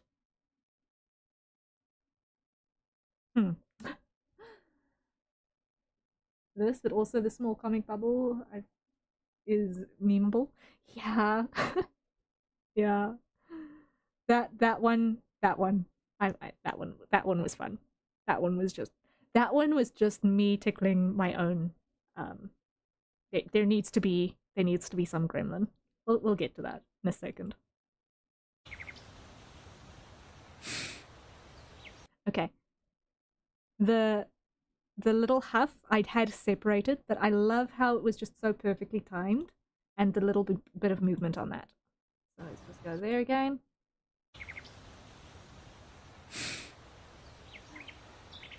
It's more than you could do. Oh, I love that, Sus. I will talk about that again. What kind of tea shall I have later? Don't take me lightly, you arrogant fledgling! This was so much to unpack in these two panels. Okay.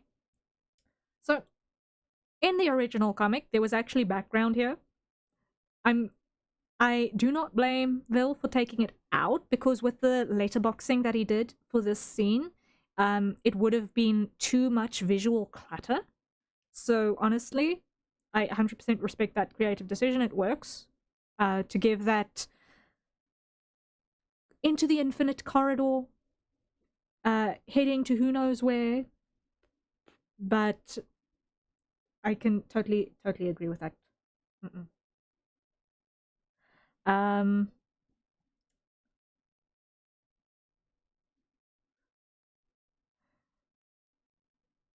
He's so grown, moving is adding to the fun. Yeah. In the original comic, his arm wasn't separated here as well. So, the waving movement, that was a little, actually, a bit of an oversight on my part that the arm wasn't separated properly there. But that little wave, that little Don't take me wave, lightly, you can kind of half see the movement there. Like if you pay attention to the elbow, you can kind of a little bit see the movement there. Don't take me lightly, you arrogant fledgling. But then there's the star of this panel, which is evil once again, absolutely gremlin moding to the max. This was fun to draw. Like, just okay. We're all so used to seeing these two kind of prim and proper looking, but to just rage gremlin dishevel the floof out of this was a ton of fun. To show rage while also making it kind of memishly cute was just fun. Sort of turning all of the plumicorns and hair antennae and everything into little exclamation marks type, everything more spiky than even my usual art style, and then fluffing up the ponytail like a cat's tail. Oh, that was fun to draw. You can absolutely feel Villa's being smug-faced even though you can't see it. Yes, absolutely. I am seeing the emote. Phil smug emote has just straight up what is happening on the opposite side of that deck. I can just tell. But as far as what happened in the edit here goes, don't take me lightly, you arrogant fledgling. I really Are you listening? Hey, Wilhelm! I love the zooms and the shake on this panel. It just works so well. Like, just progressively. Fledgling, are you listening? Hey, Wilhelm! It just works so well. I'm very happy with that. And then this was actually the back cover. Looking out the window of over the rest of the forest. I tried to put some variation on the trees in here in terms of what kinds of trees are in the forest, because at least the forests I've seen are not all made out of the same kind of tree. I know there are forests out there that are mostly the same kind of tree, but I anticipated that that would not be the case here.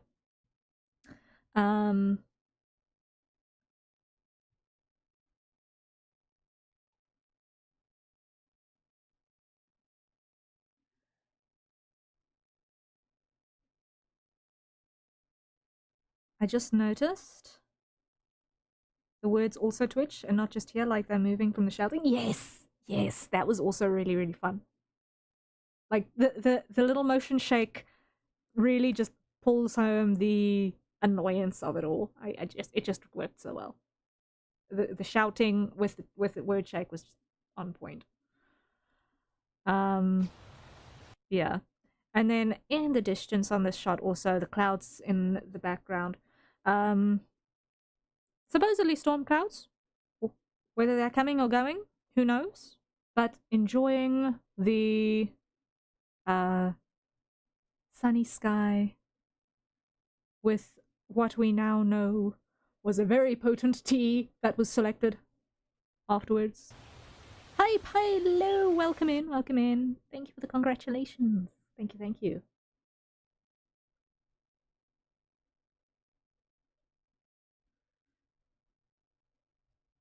And that slide, zoom in, or beginning, enlarging the small panel of evil before the right of this panel, yeah. Ah, man, yeah. That slight little... What kind of tea shall I have later? Don't take me lightly, you arrogant fledgling! Are you listening? Hey! Wilhelm! It's like he's trying more to get your attention. It's really, really worked well.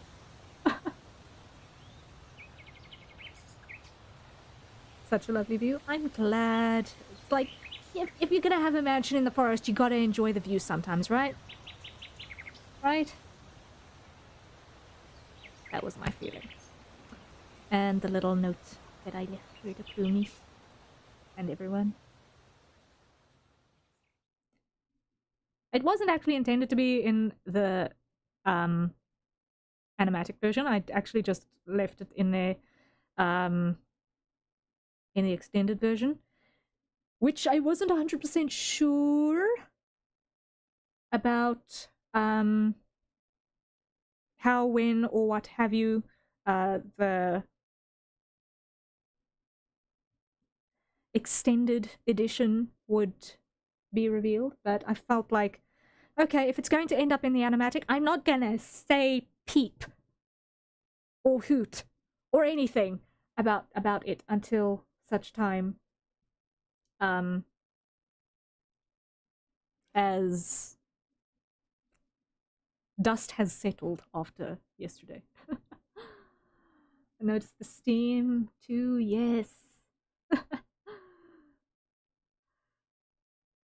The Plumies thank that she added the lace on the back of the shirt. Yeah. the lace shirt is part of the design. There is no skipping that. Okay, sorry, I just gotta get back here. There is no skipping that. It's literally on the reference sheet.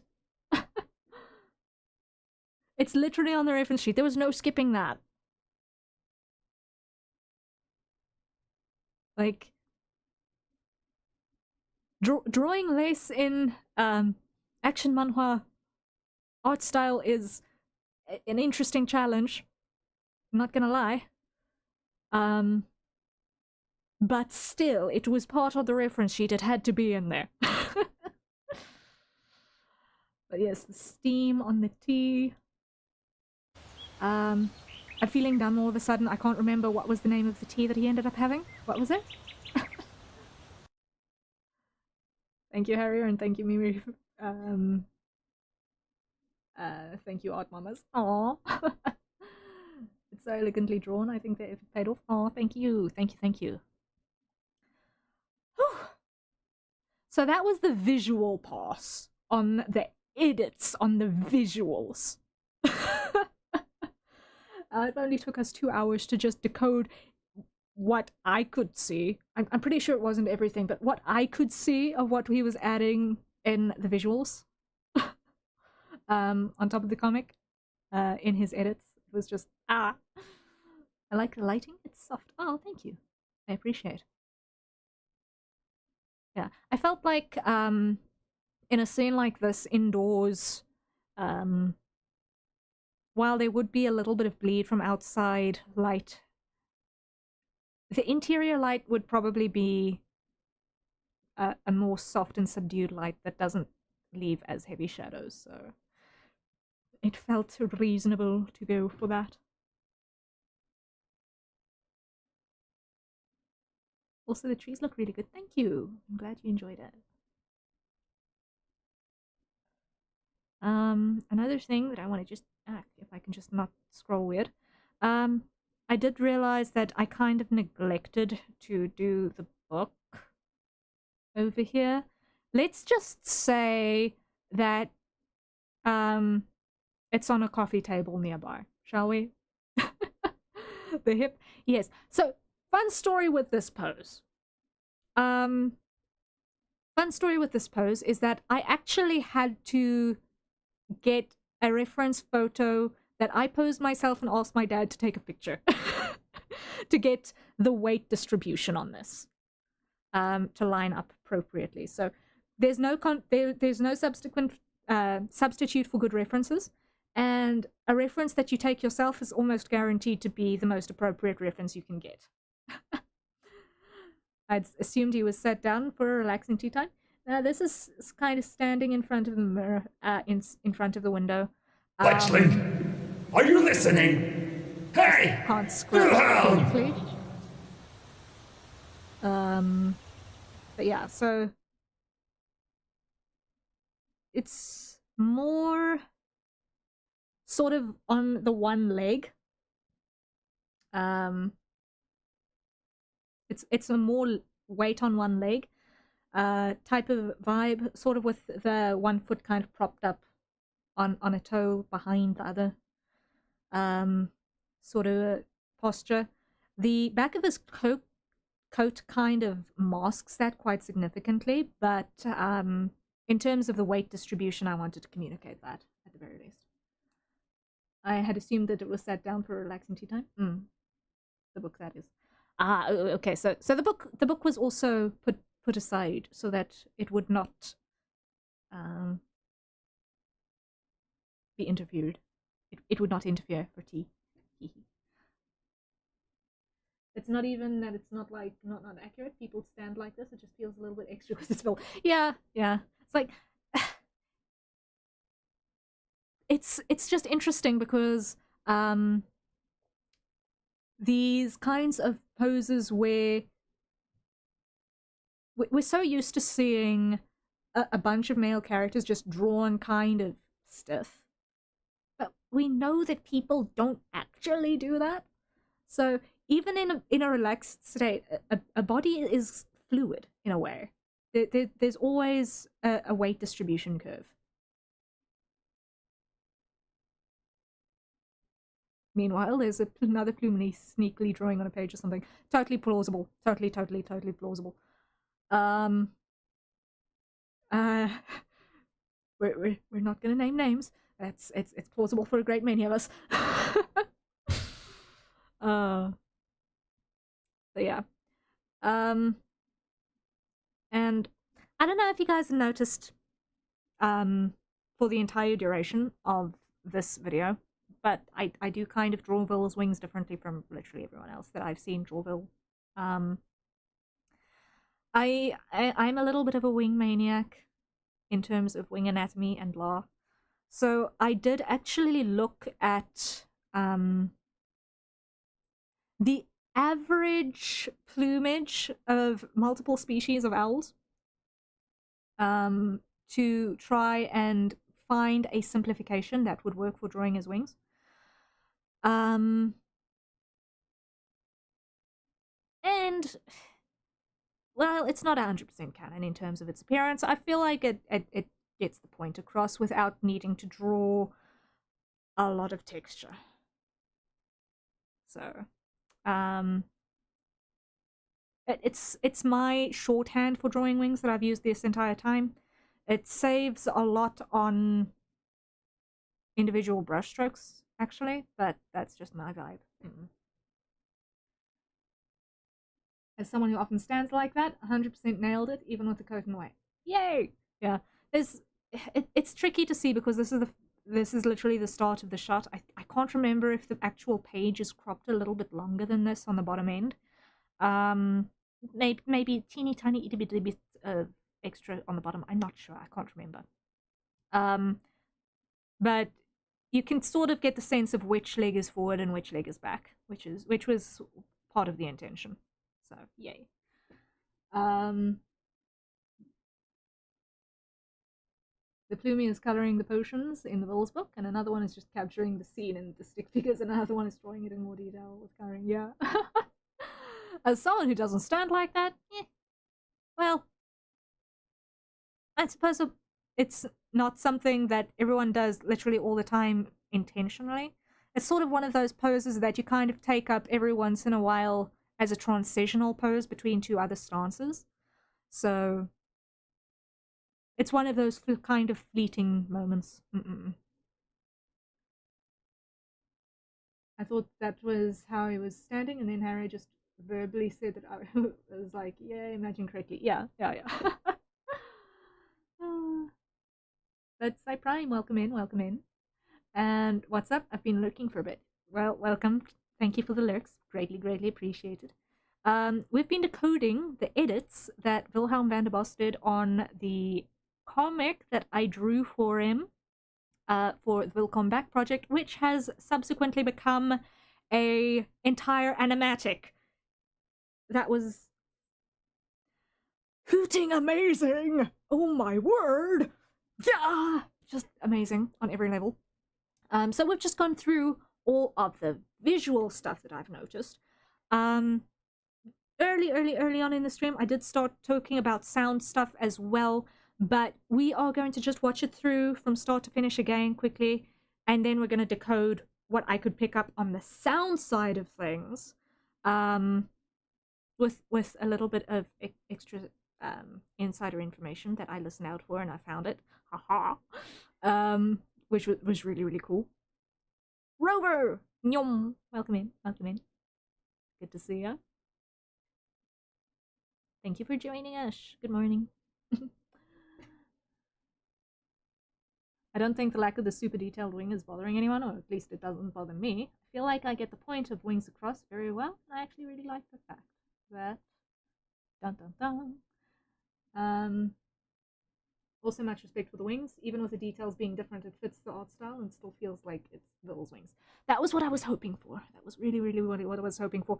When I first drew wings like this on him, I was kind of terrified that it was like, this isn't Will's, and this isn't Will's wings enough. Is this going to be totally off model? But it ended up simplifying down into something that works.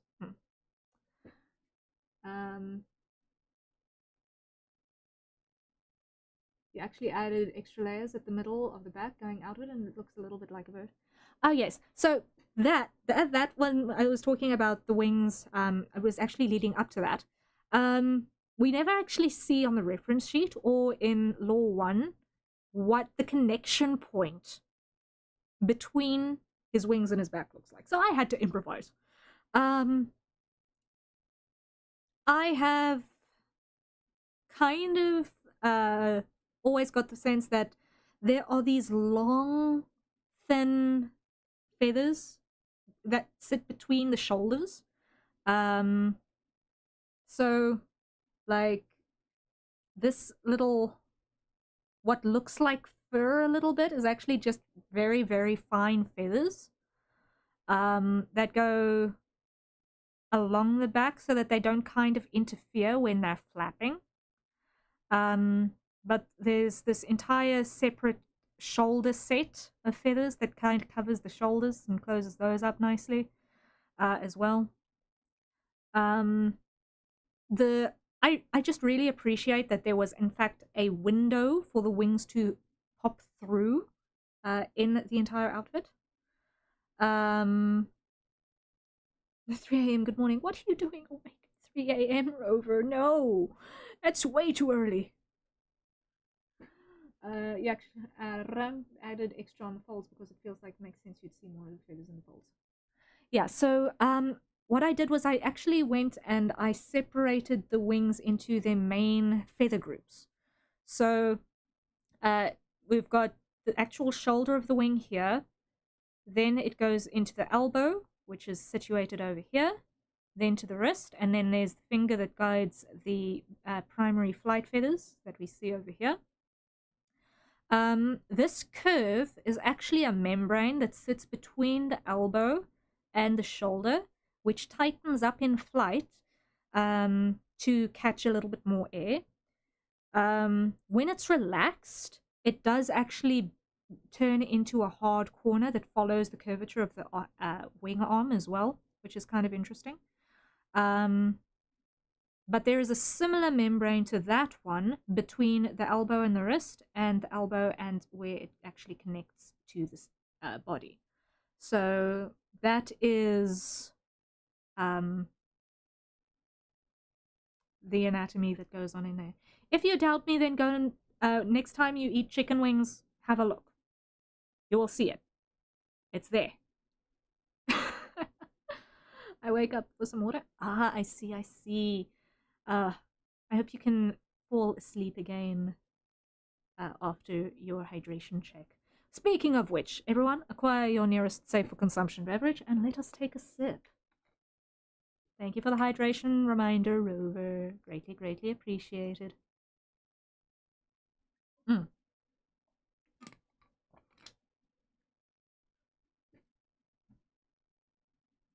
It's fine, I'm on holiday today. Ah, happy holiday.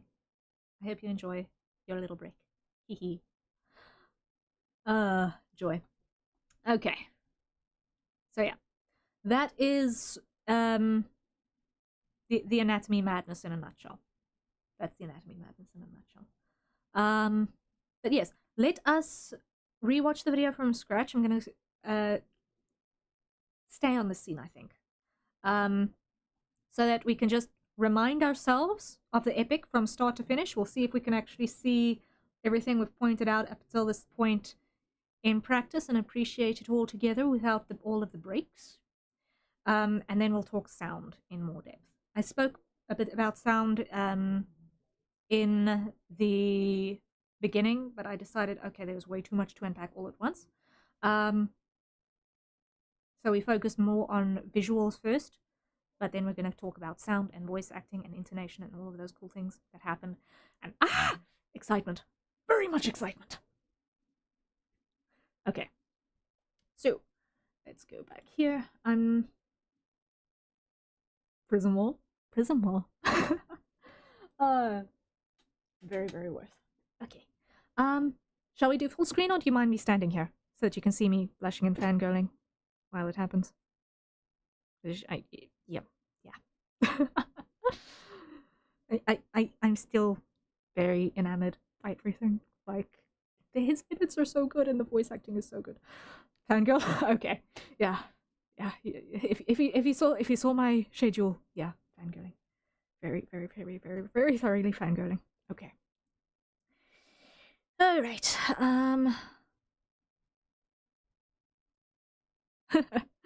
All right, I guess fangirl. Okay. Just needed to get something because something is broken. Go away, we want to see full screen.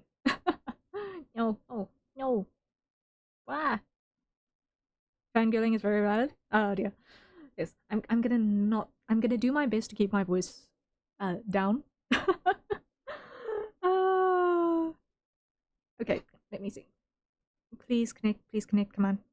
Something on the side has just decided that it does not want to be on the network and I need it.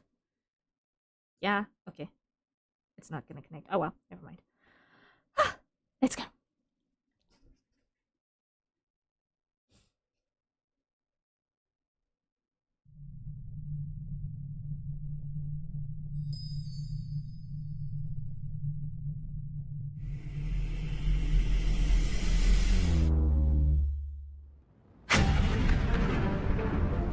The world has ended. Again.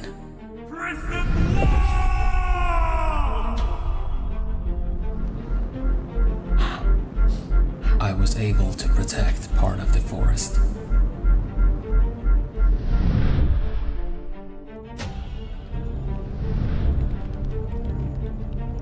But not even my most powerful magic could stop everything else from falling apart.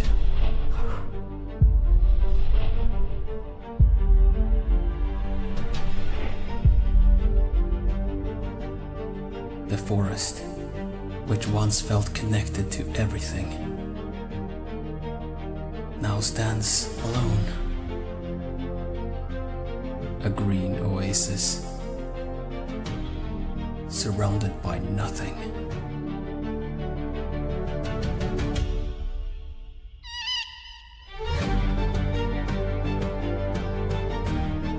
Even so, we keep flying.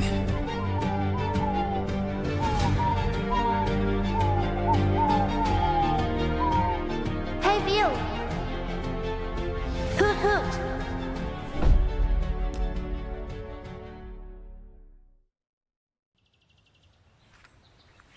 A sneak attack, huh? Man, I totally got you. Alright, Bloomy. Let's go home. The trees may have burned away,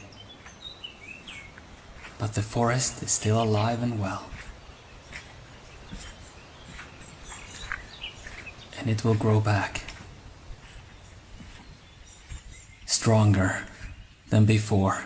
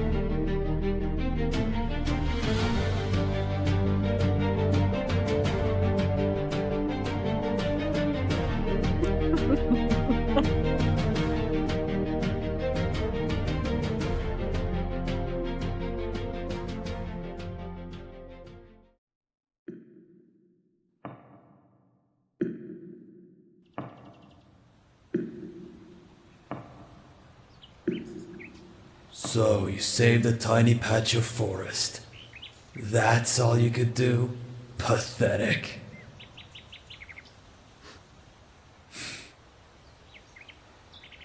It's more than you could do. What kind of tea shall I have later? Don't take me lightly, you arrogant fledgling! Are you listening? Hey! Wilhelm!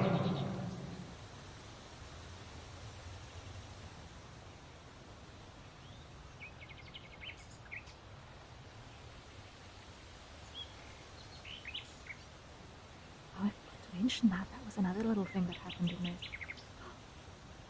Ooh. I forgot to mention that little edit. How the letterbox changed back into a full crop. Full width crop. That was very subtle and sneaky and brilliantly done as well. I forgot to mention that. Yeah. I like how we see Harrier smile and grow and change on the side. Yeah, like, how else do you react when it's like you can't actually say stuff aloud? Lest you accidentally, you know, obscure the glory that is all of the edits and the sound and the voice acting and everything. Ah, like how? There is so much to unpack on the sound side as well.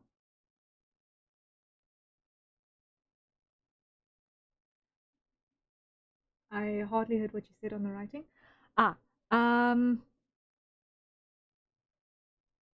What do you mean by on the writing? Robert, thank you, Rover. I drew the stuff, but Bill did literally an amazing job actually making it a video. It was just wow. That final quote. Okay, so what it says is the following. May eager wings carry us all to colourful horizons, giving many a heartfelt hoot hoot along the way.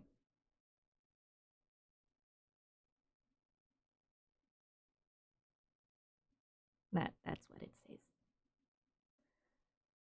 I don't blame you for not being able to read it. It was probably the first time I had written in cursive in a decade, and who sees a Z in cursive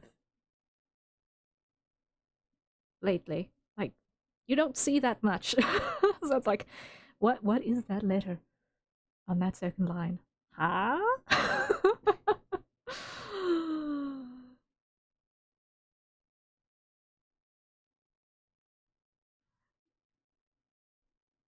You said something about changing a font or anything? Not bad. Okay. So, here, in this transition between the yelling, that little black bar that slides sideways on either side of the frame, That's what we call letterboxing when we've got aspect ratio change. That needs to happen inside a fixed aspect ratio video. Thank you for reading that out loud. Oh, it's a pleasure. It's an absolute pleasure, Minshiro. But yeah, so the fact that it could have been just a straight fade in from white to full screen again, it could have. A lesser editor would have gone from a letterboxed white edges. Actually, this entire section is letterboxed. Hold up. I didn't realize the entire section. The entire section is letterboxed. Oh. Oh, that's a clever distinction that I missed. It's not in 16 by 9. This is square. Oh. It's all letterboxed in this section. That gives you that's the indicator that it's not part of the main story. Oh, that is clever, and I missed it. Oh wow. Like it just fits so well that one does not you don't notice it, but if you pay attention, there are black bars on the side here. I know there's stuff that's happening, but pay attention to the black bars. They're still on the side here. It's still letterboxed all the way. Oh, this is clever. Hey! Wilhelm! And then slide. And fade through white. Oh, that was clever. Oh, that was clever. Oh, man.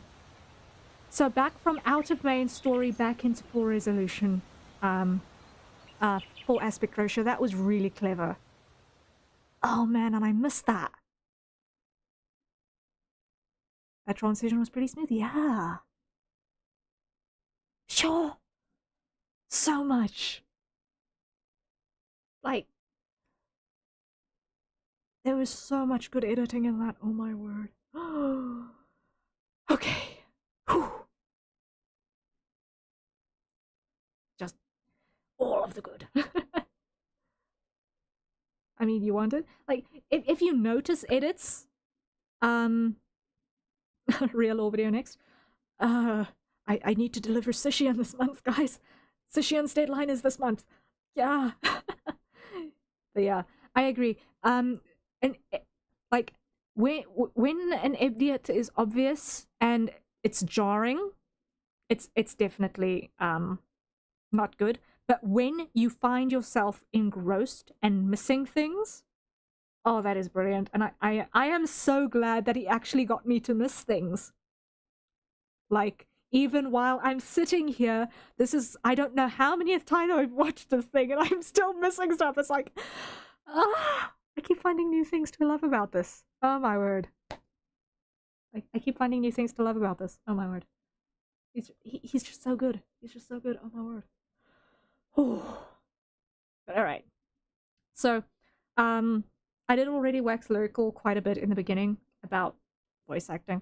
If you guys don't know, I am a person who is weak to nice voices. I admit that wholeheartedly. A girl must know her weaknesses. Okay? Cut me some slack. And he has just done brilliantly with the voice acting the whole way through. Seal.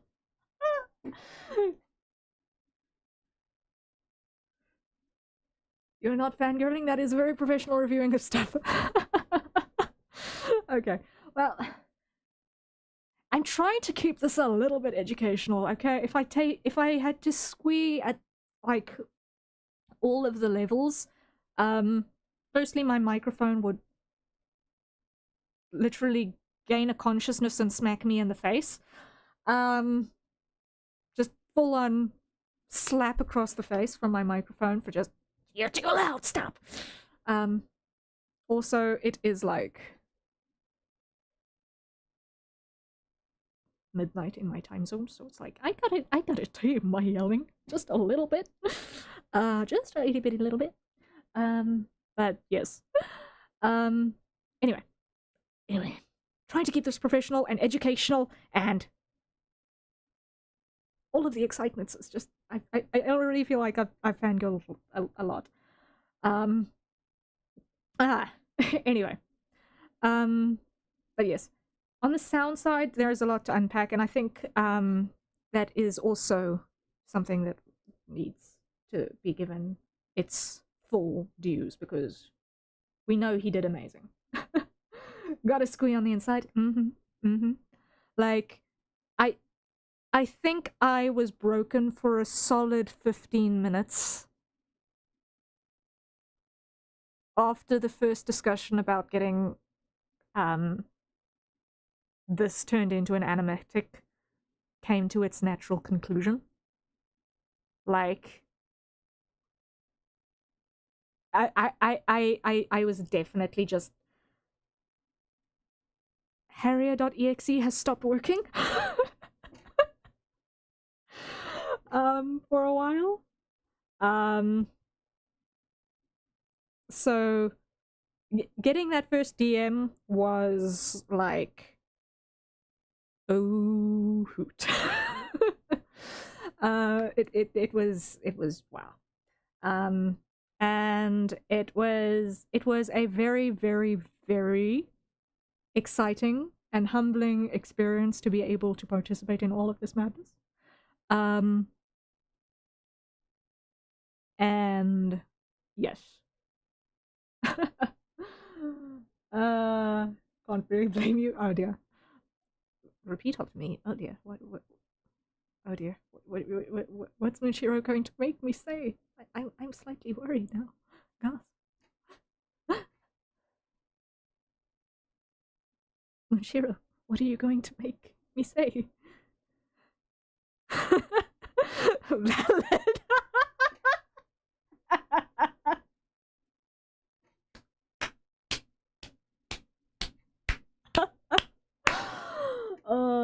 He did do amazing in the video, but something I did notice on his stream was his mic was a kind of meh. Like, I was hearing something in sound balance that my ears did not like. Okay. Okay.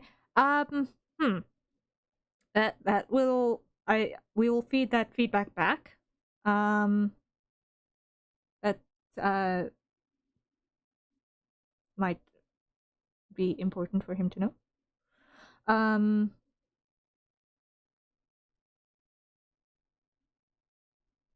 It might also just be that the processing and audio filters between stream mic and recording mics are different, right? So your stream mic is almost never going to be anywhere near as good as your recording mic. Because it's got to do everything live and you're not necessarily in a soundproofed space. Literally, as I sit here, my dog has pushed my door open again. Because she parks herself on in front of my desk at night. So yeah, I haven't noticed anything personally. It's just different kinds. Yeah, like your stream audio and your recording audio are always going to be different. Like that is just fact of life. You can get your stream audio as clean as you can, but it's never going to be as nice as your recording audio. Especially if you are a mere mortal and are doing your streaming in a domestic environment. Let's phrase it that way. A domestic environment that has, you know, windows and untreated walls and dogs that push doors open. Hello, doggo. Yeah, she's fast asleep over there. Doggo with a weaponized voice pack. She's got a sonic voice on her when she goes off. It's loud. It's really loud. His streams of voice sounds kind of noisy, I guess. Like there was something being filtered out that was also getting rid of something in his voice. Yeah, that would be noise suppression. That's a standard noise suppression filter. It does that to all of us. It literally does that to all of us. Also, distance from the microphone, when you've got to actually not have your microphone interfere with your facial tracking, that's also a thing. So as soon as I move closer to my microphone, voice quality changes. And that's something that's going to happen a lot with VTubers especially, because we have to pay attention to our faces not being obscured by our microphones. So it is something that with all of the audio filters that we have to fight with, it is, we can just do the best that we can do. But that's why things like the voice packs, nudge, nudge, wink, wink, we've both got some. They're cheap, please buy. They're generally just a little bit nicer to listen to. Just, you know, just a little bit. Especially as a recording will have a different room or such. Smaller rooms, less sound bouncing. Might be in a closet. You might have blanket forts covering you so that you don't have bounces and extra loud noises. You might be locking yourself in an airtight space for a limited amount of time before you run out of oxygen in order to be soundproof. Because when you're recording, you don't have to fight with facial tracking, so you can be right up close to your microphone. As well. Those are all contributing factors. So, like, if you hear the recorded voice first, and then only have the stream experience thereafter, then yeah, it can be a little bit different. But it's the nature of the beast. I've seen a few converted closets with foam and blankets. Yeah. I've also seen like mosquito net tents and double bunks converted into streaming forts as well, or recording booths. There's a small buzz sound, but it doesn't bother me, and I know it can be a noise cancelling thing. Yeah, like there's always going to be especially computer noise. Like, literally, unless you have a hole in your wall and your computer on the other side of the wall with all of your cables running through for your mouse and monitors and keyboards and what have you, so that the aircon to keep the computers cool is in the other room, you're always going to fight with your microphone picking up your computer noises. Even if the pickup pattern on your microphone is such that the computer should be outside of the pickup range. So those are all things that technologically we have to contend with. I wasn't considered mozzie nets. That's genius. Yeah, like, you know those 4-poster bed net mechanisms that people get, that either, you know, princess bed type style. Yeah, they buy a set like that and then drape heavier curtains as well. The first one I saw of that variety was actually a really cute. It was someone who was definitely a pastel person who'd done theirs up into an adorable setup, honestly. I'm making notes over here. Hey. Yeah, no. We're all for improving the circumstances of our creativity as much as possible here, honestly. But yeah. So yes. The noise suppression filters that we deal with live are also vastly different from the processing that happens in a recording session as well.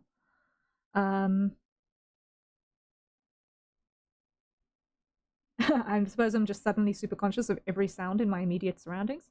And holy smokes, this is too much noise for 4 a.m. I can believe that. I can believe that. Like, you would be amazed at how much noise a building makes. Like, even when supposedly, quote unquote, nothing is happening, A building makes a lot of noise. Our brains filter out a lot of our environment. Yeah, yeah. Like, one thing that is really important when building soundscapes, for example, especially for indoor environments, is actually, and this is where a lot of modern cinema also falls apart a little bit in terms of the soundscapes, is that before you film or record in on a set or on location, you have to record a couple of minutes of nothing happening, right? It's what my dad calls the Atmos track, right? And that's literally the life of the space. So it's the sound of the space before anything happens. So as far as what can possibly be controlled, no sudden noises of something moving, no insect chirps or bird chirps or anything like that. It's just insofar as what you can possibly control outside interference, the silence of the space. And that, as the foundation track for the rest of it, is absolutely critical. It helps hide other edits in your audio, especially going from silence into sound. And it also, when you're recording in that space, it ties the sounds of things together. So it's a really, really useful thing to do, is to actually record the silence of your space. Because it's like Rover says, electricity humming in the walls. It's the sound of the geyser just existing. It's... How can I phrase this? It's... A house is basically a living thing. Ambient noise is also part of the silence. Yes, exactly. A house is kind of a living thing. And I can say the same about a boat as well. Because they both behave the same way. In one of my stories that I have not shared yet because I'm still busy writing it, there is an important thing that I'm going to share and spoil. A house and a boat are the same in the sense that they are living things. Both of them require life inside of them in order to thrive. When left alone, they fall into decay and perish. And that's true for both houses and boats. Which, honestly, you guys might have noticed a couple of them. It's not only boats that get names, but also some buildings as well. And it's so true. If ever you've seen a ruin or a dilapidated vessel or anything like that, it's because it's been abandoned. And in that abandonment, that decay sets in because the life, the living, breathing activity of just being in a space helps keep it alive. And while it will keep its life for a while without a resident or a pilot or a captain or someone on board, if we're talking about a vessel, these things they need a person. If it doesn't have person in it, it's just on borrowed time. And to capture that in our sound work as well, especially when we're dealing with urban spaces, it's important. And yeah, it's a little bit of a weird way of looking at it.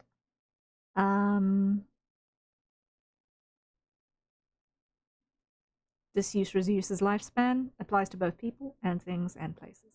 Yes. use it or lose it, right? Use it or lose it. True and philosophical. Yeah, that got real deep, really crazy out of nowhere. Wow. Okay, let's talk sound again, right? Let's talk sound again. Oh boy, QE. So yeah, that was a really, really, really long tangent away from just what all we have seen and heard in Vol's epic work. Like that was a huge tangent, worry. Wow, wow, wow, wow. Anyway. That was like a 40-minute tangent. Oh dear. I was not expecting that. Oh dear. Okay. Okay. I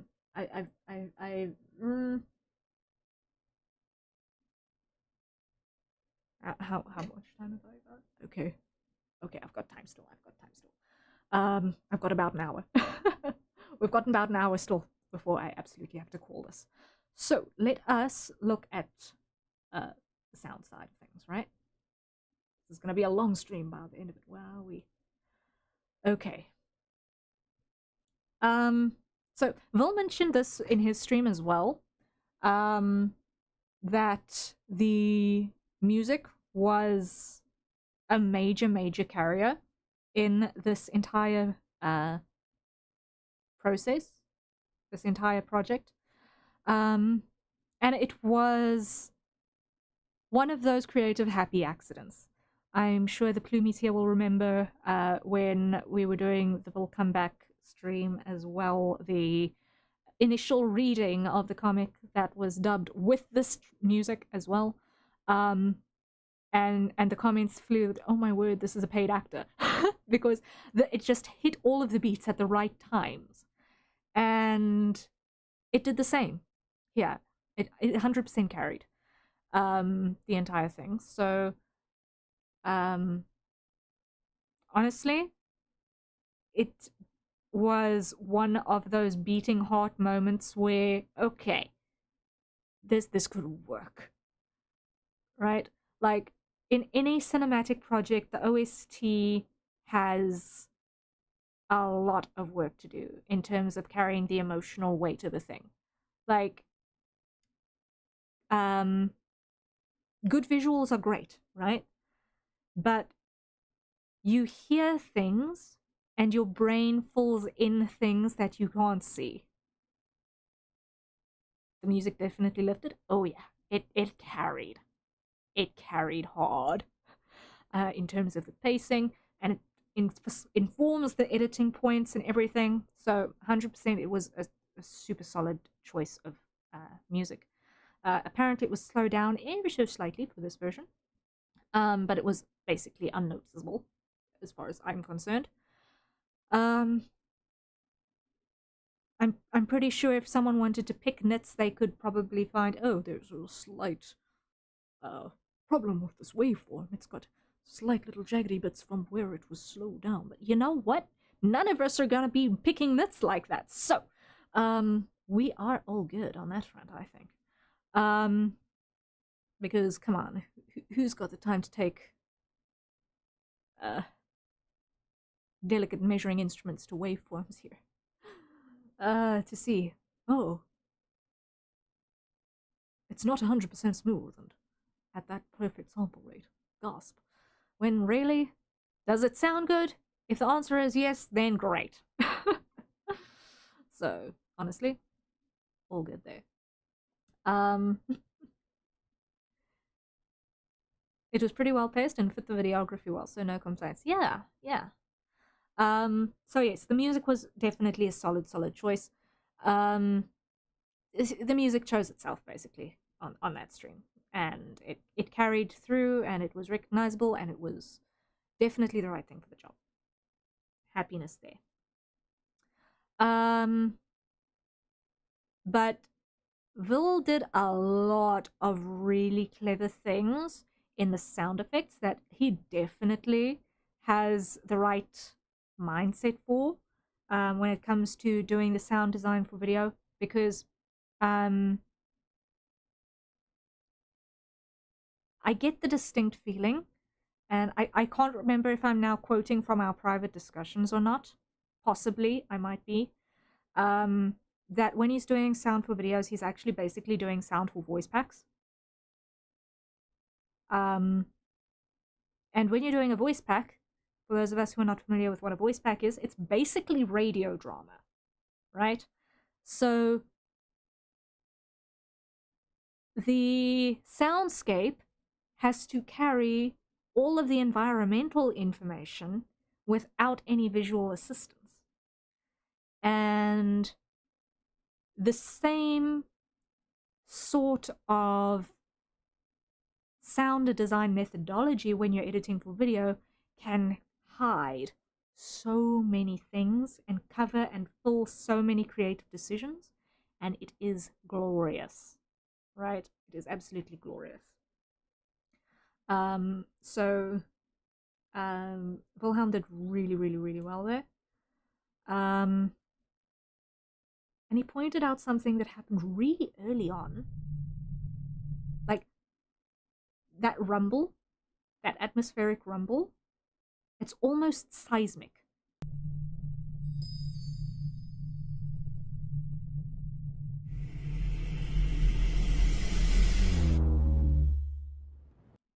Okay, that...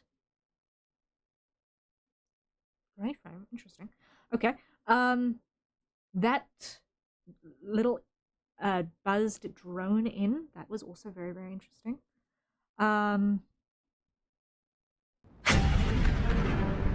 It kind of primes you for what's happening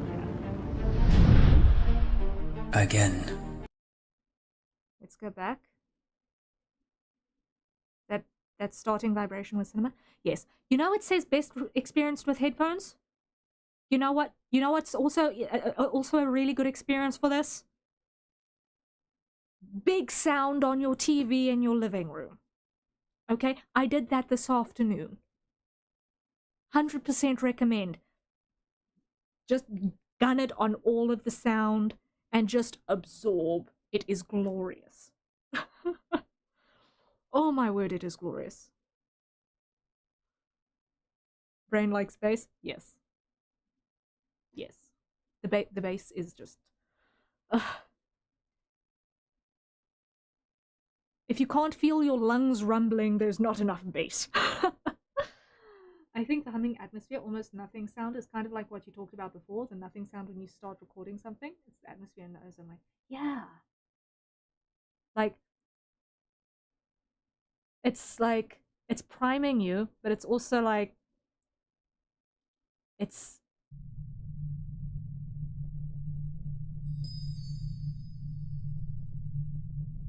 not an outdoorsy sound. It's not an outdoorsy sound in the classical sense, because like on a clear night like this, there should potentially be rustling grass, because we can see some grass on the front of this photograph. You can see some plants that you should hear like swishing or anything like that, swishing past itself, or a light breeze. But instead we've got the seismic rumble. It's like it could be peaceful, but this is ominous, and it's so subtle, but it sets an expectation without you knowing what you're expecting. I was at an event on Sunday, and my shirt was vibrating to the music. It was surreal to notice and experience that. Oh yeah, yeah. It's ominous development. Yeah. I remember many moons ago. I can't remember. I think I looked it up to see if it was the same people. Possibly. Probably about a decade and a half ago, possibly more. I can't remember. I was able to witness Kodo,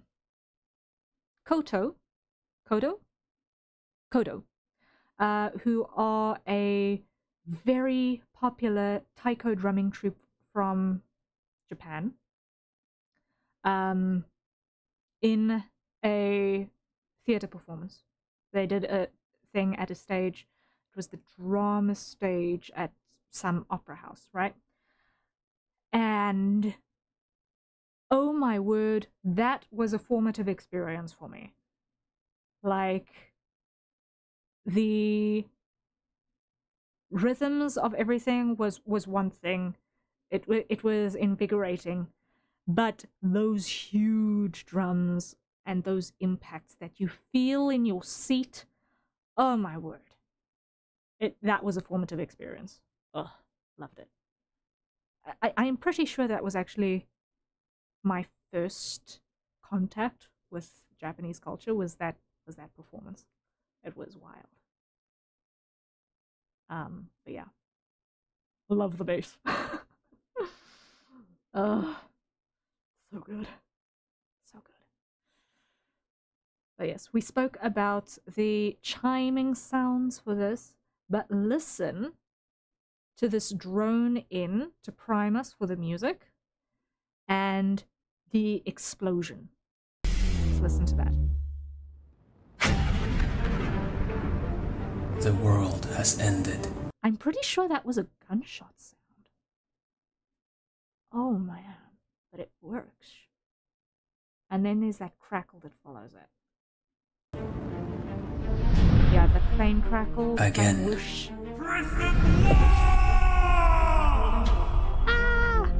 That one. I was able to protect part of the forest. The whooshes we spoke about, flame roaring again. Now here we start to get a little But bit of not that even my tinnitus. most powerful magic That slight ringing in the back. could stop everything else Ooh, from falling love apart. those impacts. Love those impacts. Ooh, ominous, The forest, glorious. which once felt connected to everything, now stands alone. A green oasis, surrounded by nothing. Okay, we're gonna listen to that section again, but instead of the background audio, we're gonna focus on the voices, because oh my word, there's a lot to unpack there again as well.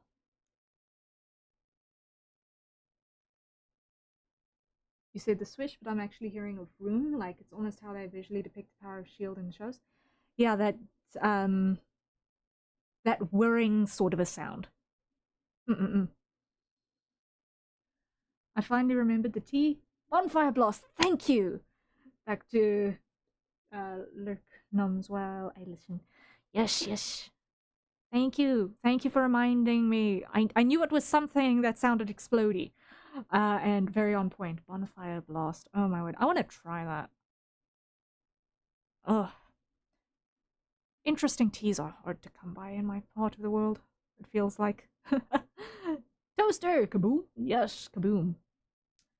Kaboom. Kaboom. And that'll get me a copyright strike. No, not a strike. Not for just 2 words. I should be fine. Especially since I changed the word ever so slightly. Please tell me if people know that song. Please tell me people know that song. Anyway,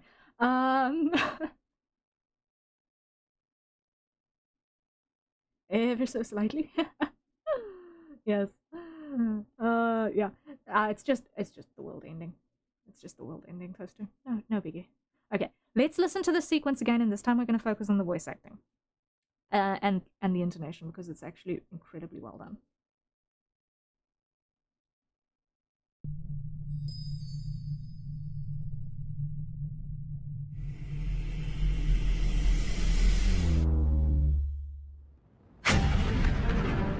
I loved that instant of silence before this explosion. I just have to say that. Just felt that anticipation. Ugh, gorgeous. The world has ended. Again. There was almost a question mark on the end of that again. There was almost a question mark on the end of that again.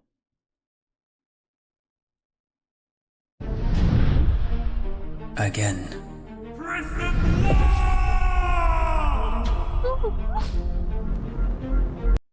Okay, we all know that I am banning the prison wall. Okay, it's literally on the thumbnail of this video. Okay, just a good raw is just so nice. It's just so good. So.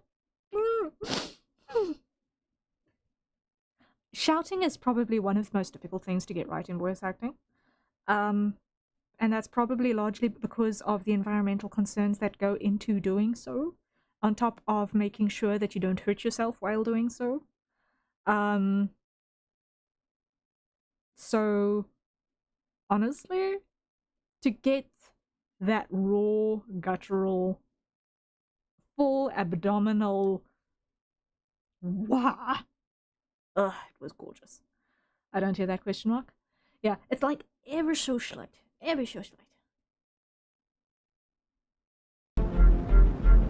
I was able to protect part of the forest.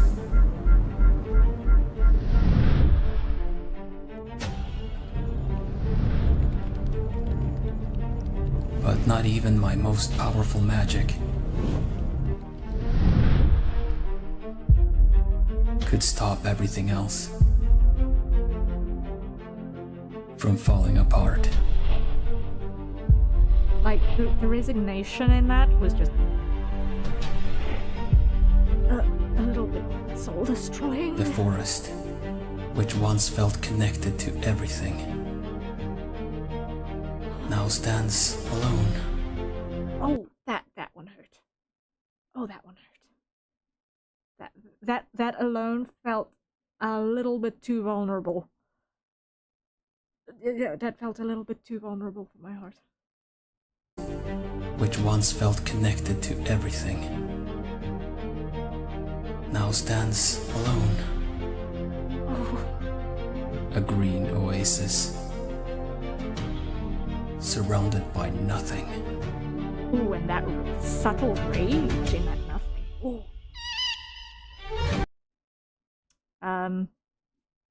Wilhelm also mentioned earlier the actual Harrier screech that he threw in there for that one. We mentioned that earlier as well. Even so, Little hopeful twinge we keep coming flying. The classical plumey sound. That little meep. Yeah. I don't know if I can make that sound. Hold up. Can I make that sound?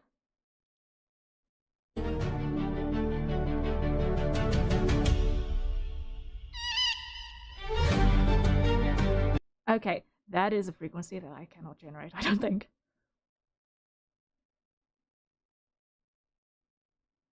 Can I?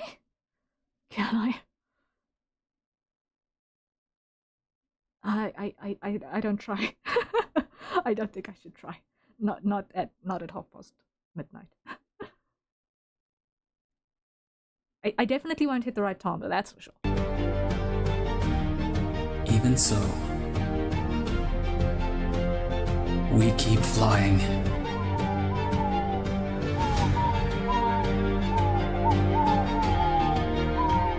Hey, View!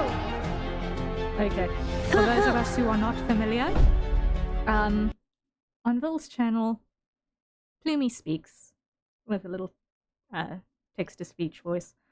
And I just love that Ville gave Plumey lines. I just love that Ville gave Plumey lines. I didn't write these. That was all Ville.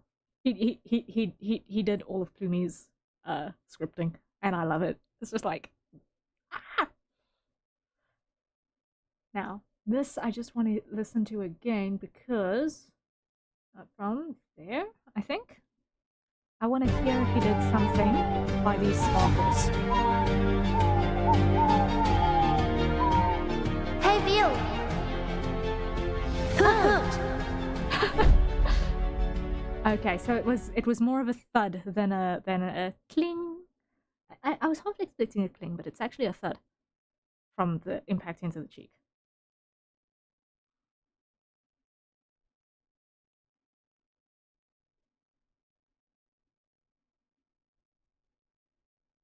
It was actually a thud. A sneak attack, huh? I love that all of a sudden, the forest sounds alive again. Like the dust has just settled enough for all of the bird life to remember that, okay, we're alive! We survived! Okay, we continue birding as normal. Yay! Birding as normal. Woohoo! Oh man. It's just it's that subtle life goes on vibe. It says something, I feel.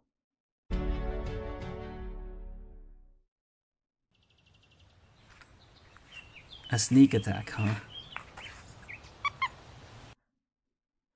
The frame with Plumie face makes is pretty cute. I was proud of that frame. It was I felt like that was like that's the kind of cute I can draw. I feel like I don't necessarily always do the Plumies justice, but I felt like that's the kind of cute I can draw. It's just smush.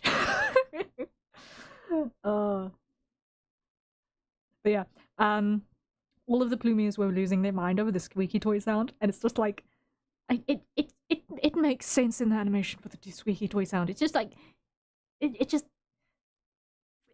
the right sound for a boop. Like, what other sound are you gonna make a boop?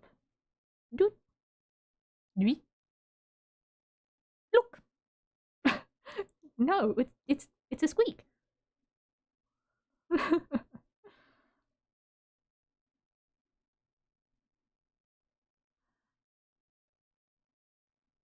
Small round things make squeaky noises. Source? Myself. Indeed. I think the Eldritch Horror of Bread, as the small round thing resident to this channel, has a fairly solid perception of that. Yes. Welcome, Bread. Welcome, welcome, welcome. Good to see you. Not gonna lie, I'm obsessed with both the face smoosh and the boob squeaky. Yeah, it's just... It's exactly the right medicine after all of that madness. Oh man. A sneak attack, huh? Man, I totally got you. Alright, Bloomy. Let's go home. Meh. The trees may have so burned haunting. away. I got overwhelmed by work stuff shortly after the stream started. We're back with being able to deal with more than 3 voices at once. Oh my word. 3! 3! Are you okay, Bread? Are you okay? Hit bats for Bread. I'm sorry, you're not getting away from that one anymore. That's gonna be a thing now for a while. But yeah, I hope that you are okay and that you're taking care. Hit pats, braid pats. Braid pats? Pats for braid, yeah. It's such a sulky meh. Yeah, it's like, I love that there's actually a tonal shift in that meh. Like, how does a text-to-speech bot do that? Ayo? Boot.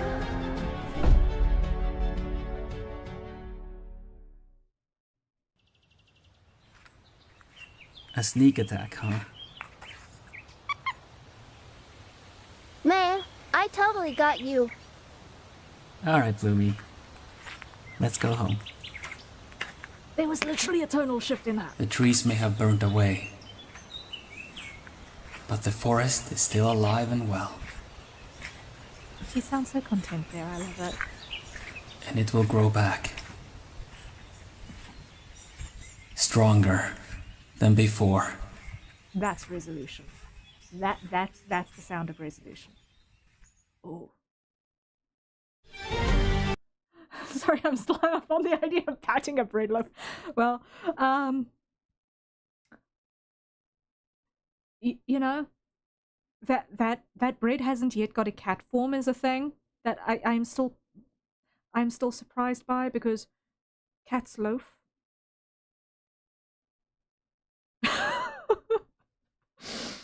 I'm sorry, bread. I'm still surprised by that. It's just struck me that I don't think I've ever articulated that aloud. So yeah, that's just a me thing. But yeah, I just love that. Gotta knead the shape first. Yes. Sorry, bread, you're getting cooked. Baked. There's been a lot of other forms I get distracted by, and pick of my family's cat loafing got me met immediately with that. Yeah, that's the cat nearest you. Yeah, yeah. Still not the worst thing that's happened to me. Yeah. In my heart, I am once again patting the loaf. I'm sorry. I'm sorry, Bray.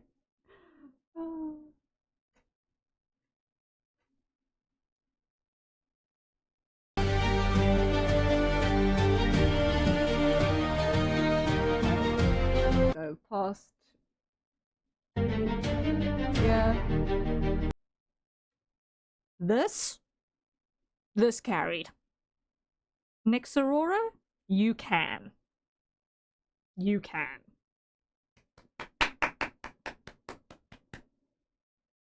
Yes. Oh man.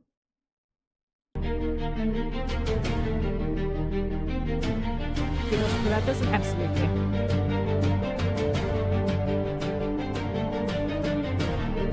So, on the topic of the plumies here, there's just one little thing that I'd like to point out that you can't actually see on this frame.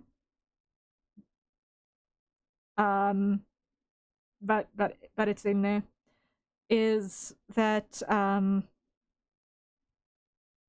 in the line art for Micah, there are a couple of sleepy little Zeds next to Micah's head in the original line art. I obviously, because it's on black we can't see it, but like because Micah and the Snoosh is kind of peas and carrots there. So hence the blanket too. It was just I couldn't not. I couldn't not. Now we know it's there. Yes, it's on record. An aside, incredibly honored to have been added in. Ah, it's a pleasure, CL. I was hunting for however many Plumie designs I could find in the Discord at the time, because it was before we had the what's it called?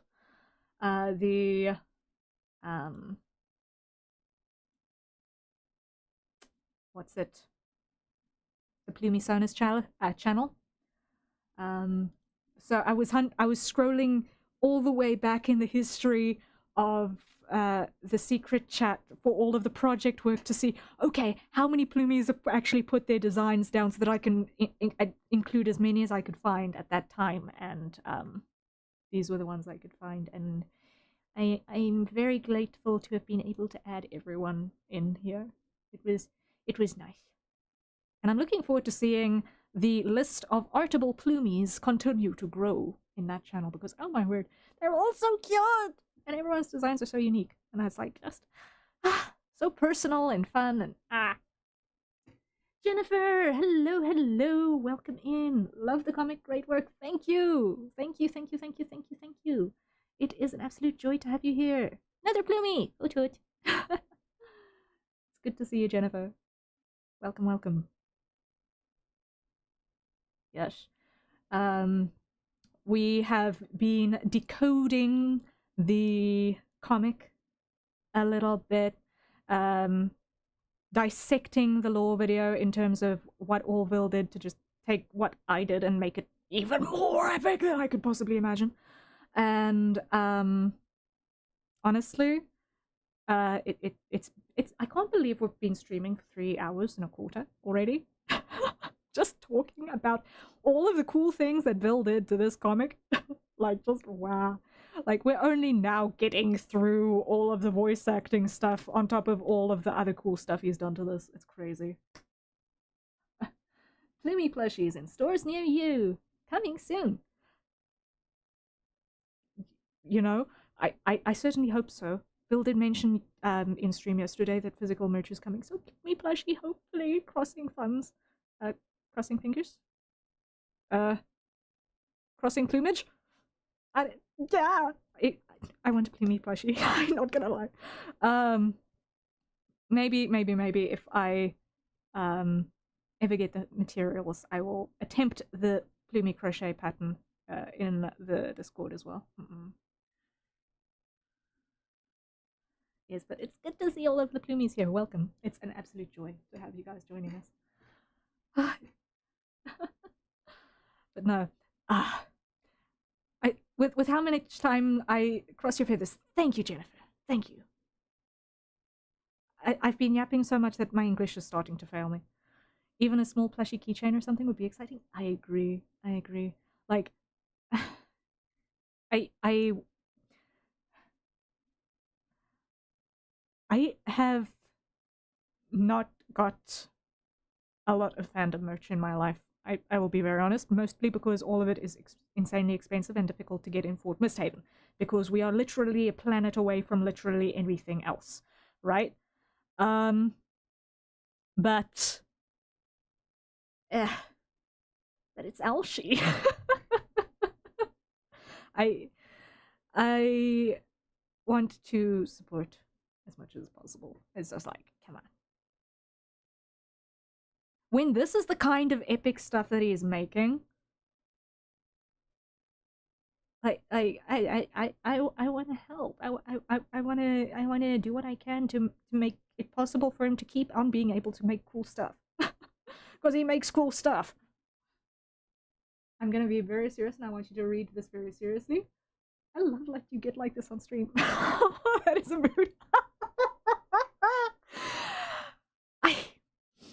I want people to be able to make cool stuff, okay? It's just like, I feel like if you can't get excited for other people, what are you even doing with life, right? Just like the community of fans about something that I kind of feel disappeared on the internet in a way, and it's very important, so don't ever apologize for this. Okay. Okay. That's an affirmation I didn't know I needed. That's an affirmation I honestly didn't know I needed. Sure. Sure. Yes. I have kind of been, for the longest time, avoiding getting quote-unquote involved in online communities. Because it's so easy for things to go so wrong with people getting territorial and things. But there hasn't been even the slightest inkling of that I've been able to detect amongst the Plumies.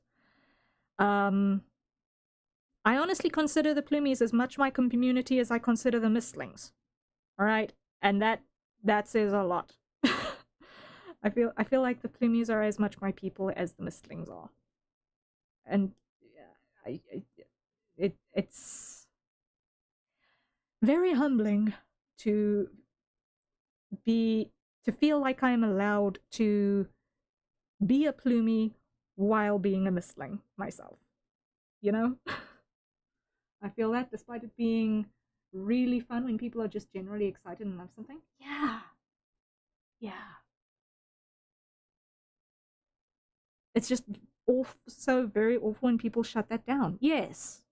I think if we can, as people who enjoy people who make cool stuff, right? And people who enjoy making cool stuff ourselves, if we can maintain that respectful level of communal enjoyment without getting territorial over ideas, it would be like the best thing that could possibly happen. Best part is getting to be part of both. Yeah. Like I feel very, very strongly that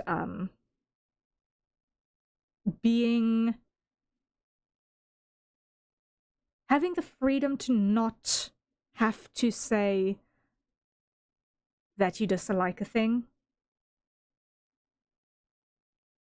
just because, or did I use wrong words? I think I used wrong words. Having the freedom to say I like a thing without feeling like you're not allowed to say it because you've got to be marketing yourself and nothing else. I don't like that. I don't like that at all. When I get an opportunity to support a person that I think is genuinely making cool stuff and doing a good job and having a solid community at the same time, I will do so. And I really, really, really strongly feel that Vil does an amazing job of that. So, yeah. Big feels. I honestly just disconnect myself from the communities I'm in, but I understand that feeling fully. Yeah. Like, for a lot of things, especially like the bigger media stuff, I enjoy it in isolation. Because it's very easy to just become part of atmospheric noise in uncomfortable ways. If that makes sense.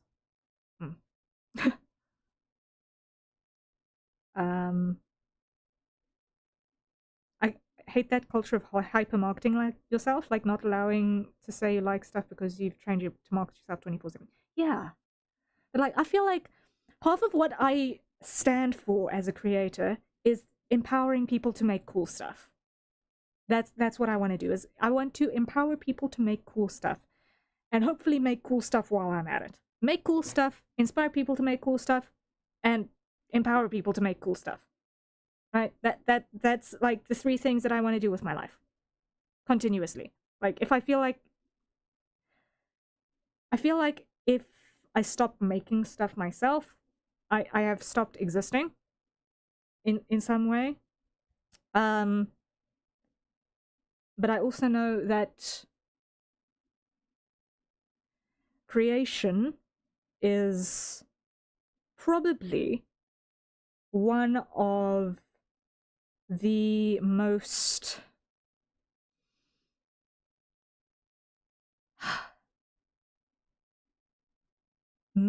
human things that a person can possibly get involved in. Like just the act of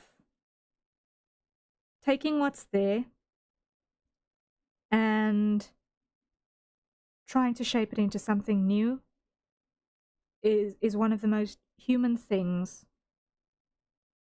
And I feel like so many of us have been told that you can't do that. You're not enough to do that. And all of that madness, that's all complete utter lies and hogwash.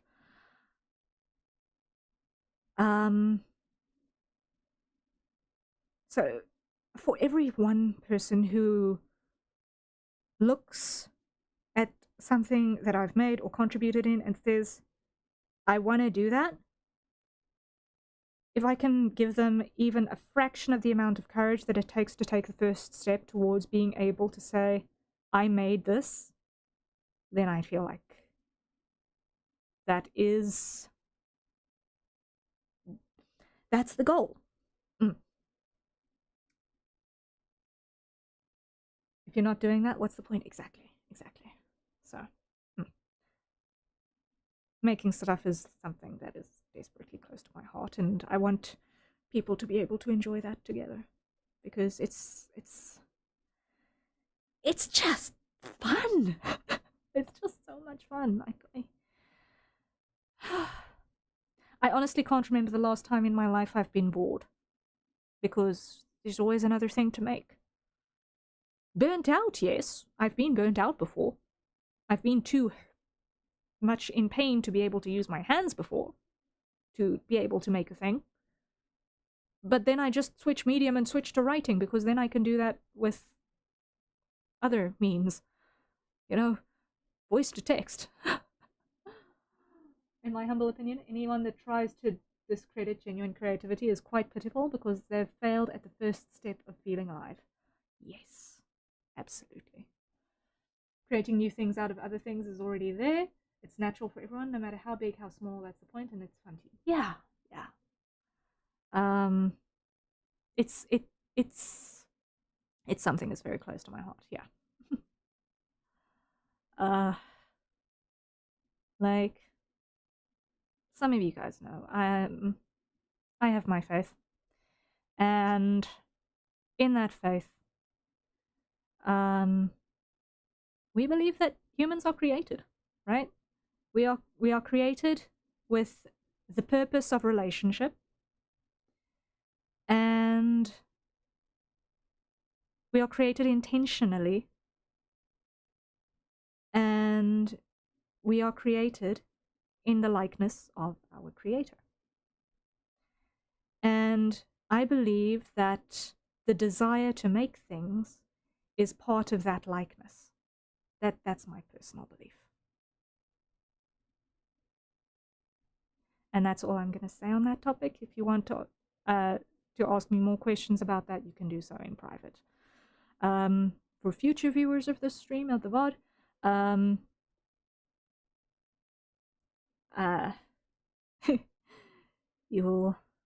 we'll see. We'll see.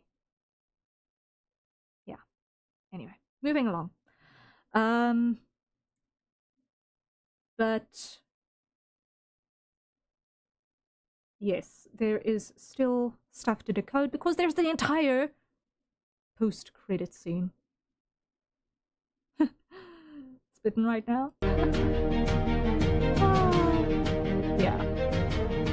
Anyway, that was my little that was my little interlude. Now let's get back into the epicness here. I have to say, the slow steps is very interesting. It's so leisurely. Like, I don't know. Maybe I'm just perpetually in a hurry, but I don't... unless I am...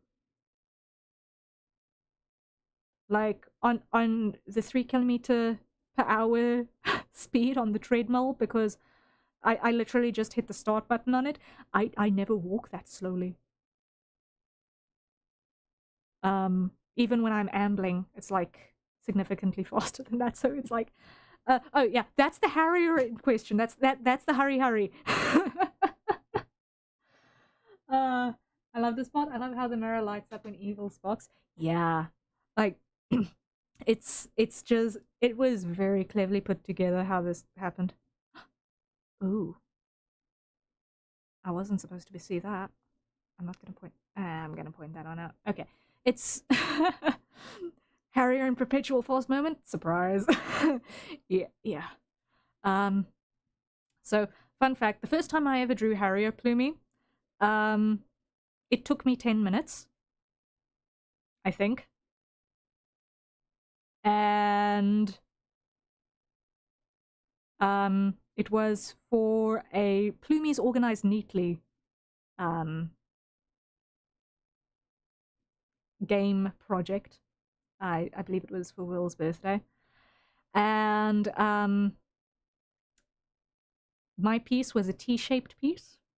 And so I gave Harrier Plumie the zoomies. Hence why Harrier Plumie is the only Plumie that we've seen so far that's actually got visible ankles. Visible bird ankles, guys. Is because Harrier Plumie was going fast.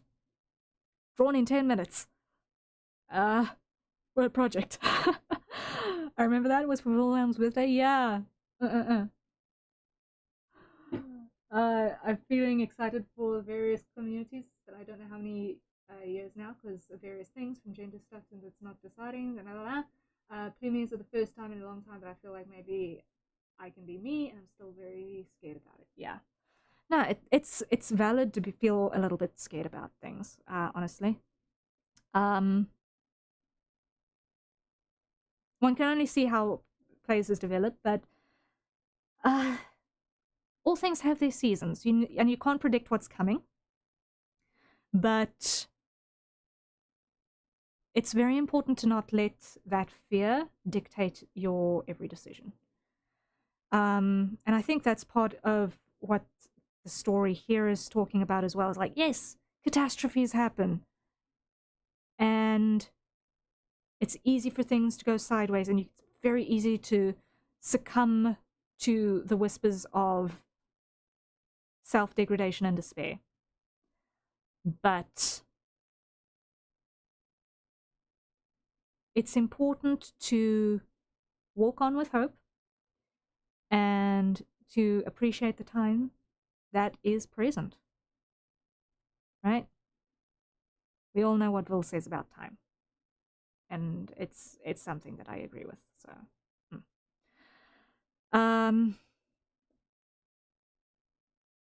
Sai Prime says, does he tend to have a chill vibe because it fits? I'll seem like the most chill birds. Yes, Vil is cozy incarnate. You will. I've always said this to the Mistlings. If you like my streams, you will love Vil. He is great. He is great, honestly. He's just, yes. So for anyone who doesn't know, he does monthly art challenges. I'm trying to participate in all of them this year. That's my goal for myself. That's literally if I can do art challenge every year, then I've done the very bare minimum of personal art that is allowed of a commission artist. So yeah, cozy incarnate with a tinge of chaos depending on the situation. Yeah, creative chaos is a thing. Yeah. Like, I always introduce myself as a perpetrator of creative chaos because I can tend to find myself making the chaos. I'm a maker of things, but I'm also a maker of chaos because I keep making things to make chaos with. I do love owls. That the birds I relate to the most, and while I'm quite comfortable with my human identity, if I were to embrace a persona, I would be an owl person. Yeah, no. Robert, you would fit right in with the Plumies, honestly. You would 100% fit right in with the Plumies. They're so comfy. Cozy and calm with a dash of cheeky. Yes. Yeah, but Robert, you would considering that we know each other via Sky Huntress, yes, you will adore Vil. I need to interact with Vil's community and content more. They sound pretty great. Yeah. Vil streams earlier in the day than I do. So if that is something that aligns with your time zones, then you can check that out. Otherwise, also big love to the VOD squad as well. So there is actually a playlist. I will send you the link for if you don't know Vil, to get started and see how the vibes work for you. So yeah. I have a question, Harrier. When you read, I notice that your voice sometimes gets farther. Yes, it's because I'm actually moving while I'm speaking and I'm getting further away from my microphone. I'm sorry.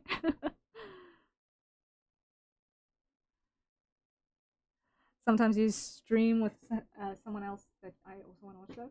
Yeah.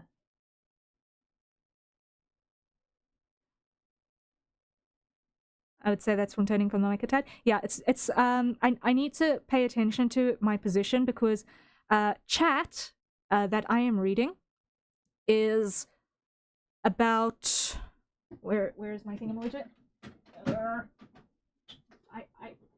I have a gizmo because I keep wanting to refer to things, but I need to not throw half of my desk off at the same time. When looking at my camera, chat is at a 40-degree angle away from where I'm facing on my camera. So chat is 40 degrees to starboard, and my microphone is 50 degrees to port. So I need to manually swing to port to be able to read chat while not getting further away from the microphone. So it's crazy. Yeah.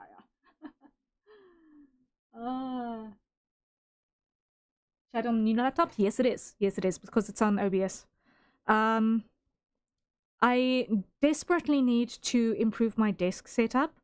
I actually want to do a little bit of a built-in desk, but I need to break a hole in a wall first for things. But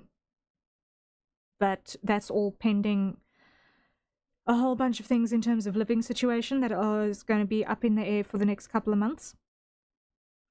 So, couple of months, couple of years, who knows, whether it's actually going to happen or not. But I really want to actually be able to put an extra monitor plug into the laptop so that I can have chat blown up big on that monitor. Because at the moment, I've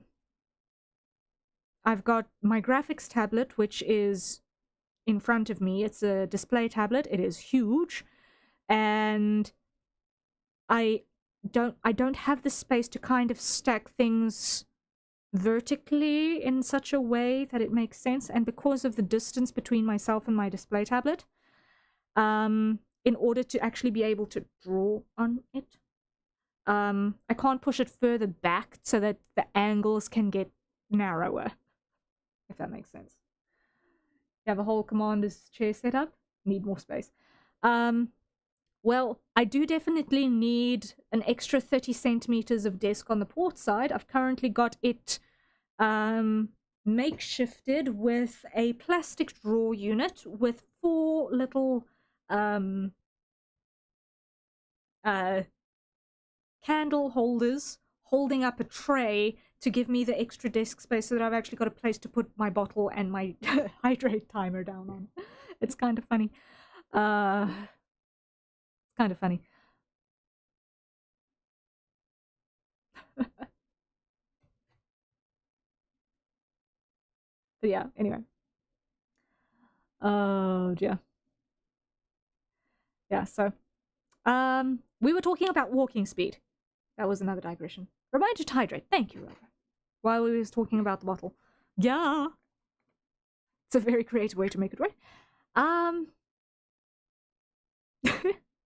It's if it works, it's one of the reasons why I'm absolutely terrified when a cat jumps on my desk in the middle of the night.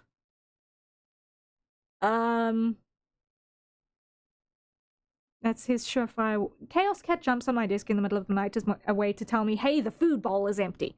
Why? Because he knows that the number one way to get me to panic is to stand right behind a monitor for expensive equipment. Like, I can be asleep through a great many other things, but the sound of clinking things on a desk, snap, eyes open, oh no, what's the cat doing? It's going to be expensive.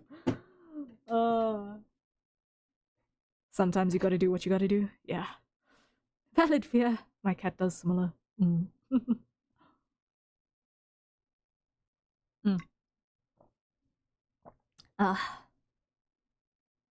Another. Definitely another.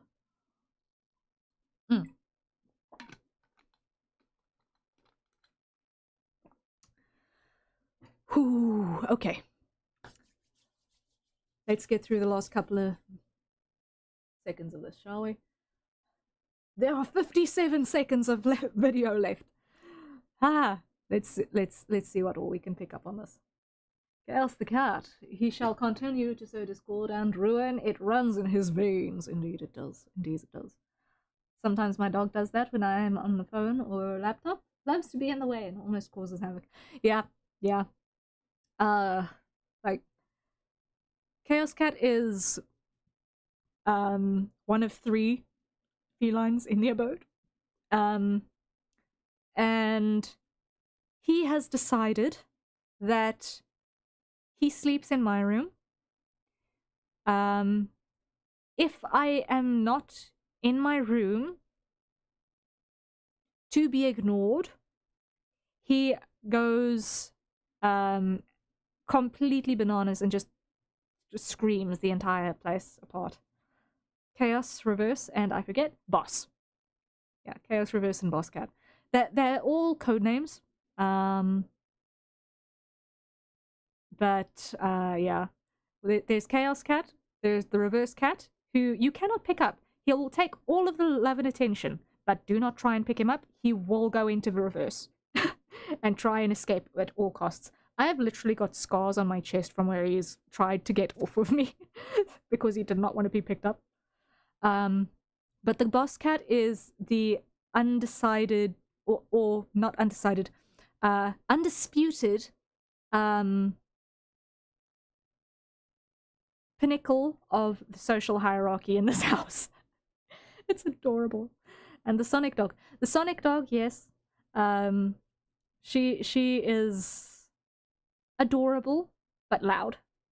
And then there is the absolute sweetheart dog as well, who has not caused any chaos of the nature that would cause him to actually have a distinctive nickname. He jumps in the pool, though. The swimming dog. He's the swimming dog. He's a best boy. He's a best boy. He's just precious. Anyway, that is the third contingent of my living arrangement in a nutshell. Yeah. But yeah, fun times. Anyway, there are 57 seconds left of this video. Yes.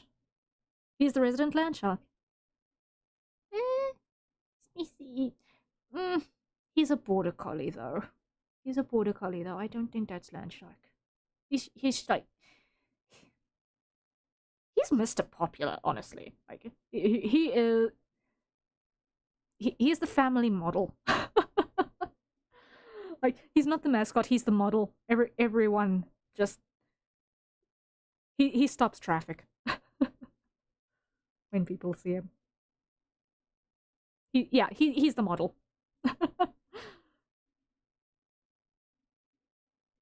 Fun times. Have you seen Jeff the Land Shark? Gotta look it up later.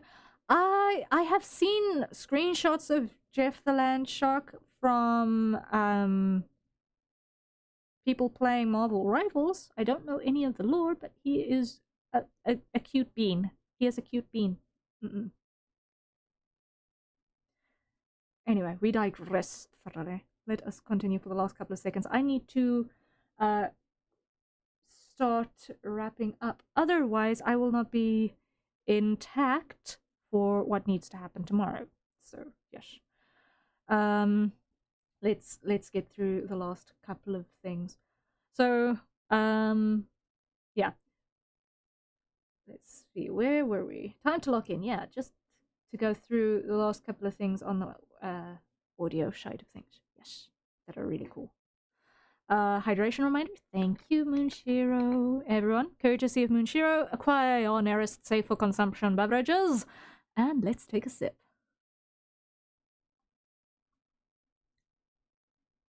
I decided to stop using the usual hydration timer today on account of there is just so much going on. I'm not done with this bottle yet. There is one sip left in the bottom of this, and then I have no excuses, then I have to end stream. Okay, let's go for the last little bit.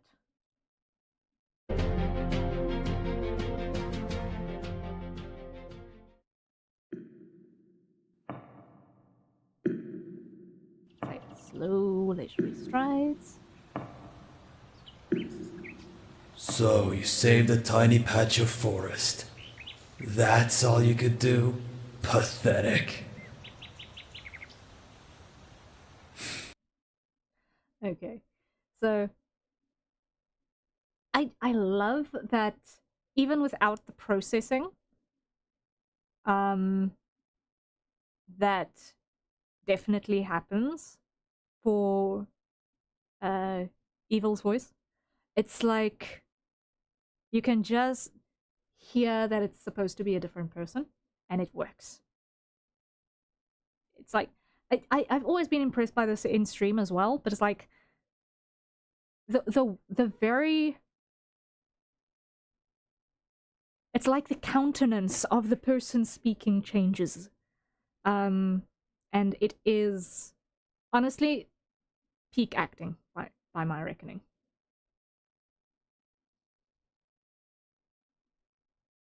Like, all of the Volsonas are kind of have their own distinct character, and it's always very, very fun to see when someone can do that consistently without forgetting characteristics of their characters. And it's something I seriously respect. It's not easy to do. It's not easy to do. So it's short, but listen to the quality of the little huff. That's all you could do? Pathetic.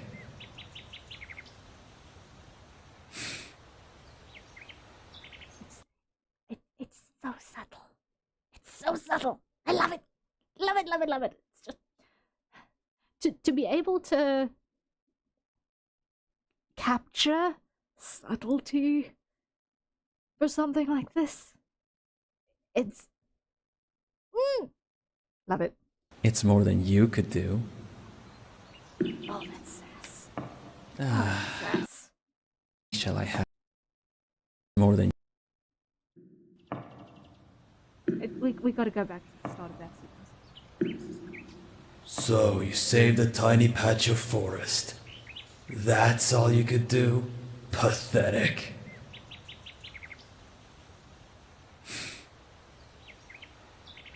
It's more than you could do. Oh, I love that. What kind of Oh, I love that. You can hear the amusement in the sound. I know, right? Like, I didn't know. I knew it was gonna ask for sass when I wrote that line in the comic, but it's like, oh, that delivery slays. It just satisfying, satisfying, so satisfying. I love it. It's a good mic. Yeah, you'd be amazed. Even under given recording conditions, even humble mics are actually capable of quite a lot. But being able to isolate that cleanly, that's also a testament to Vil's audio processing skill.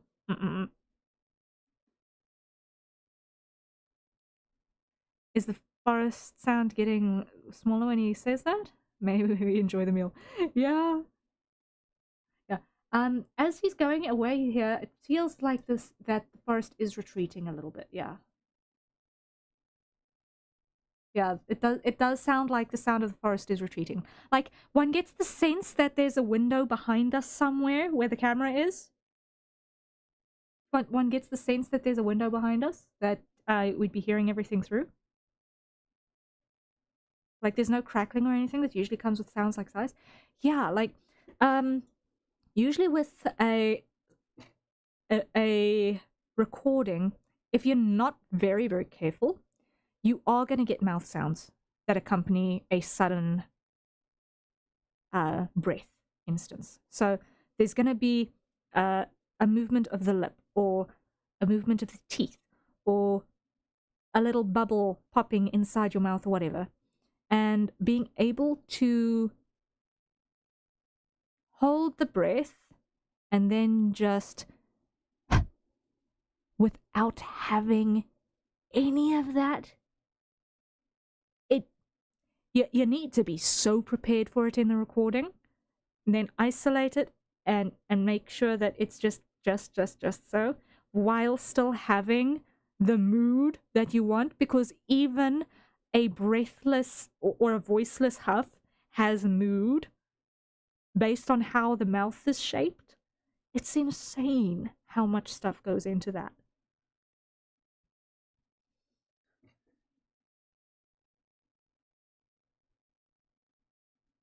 Any tool can be used to create a masterpiece. It's just a worse tool needs a better hand to wield it. Yes, absolutely. Like, a good tool makes it easier to do a thing, yes. But a master is needed to make a bad tool do something possible. That's for sure. That's for sure. Oh, you saved a tiny patch of forest. That's all you could do? Pathetic.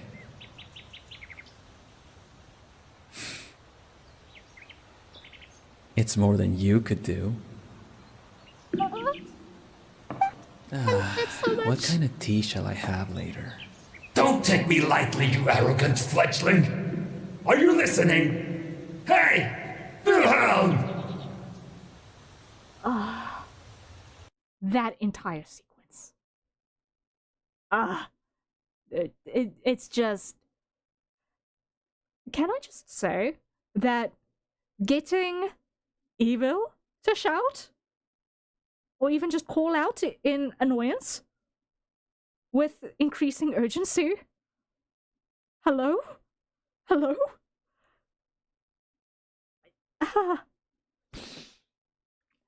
That took doing. That took doing. Oh my word.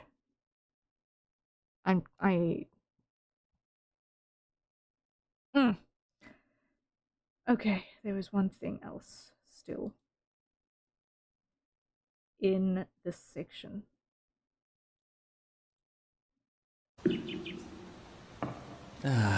What kind of tea shall I have later? Don't take The dismissal. The absolute dismissal of Evil's existence at the end of that sentence was delicious.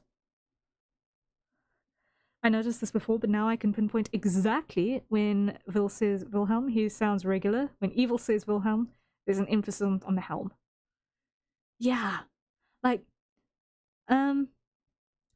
in the original comic, I think I actually had a echo on Evil calling Vil's name, but like kind of drawn out and super annoyed.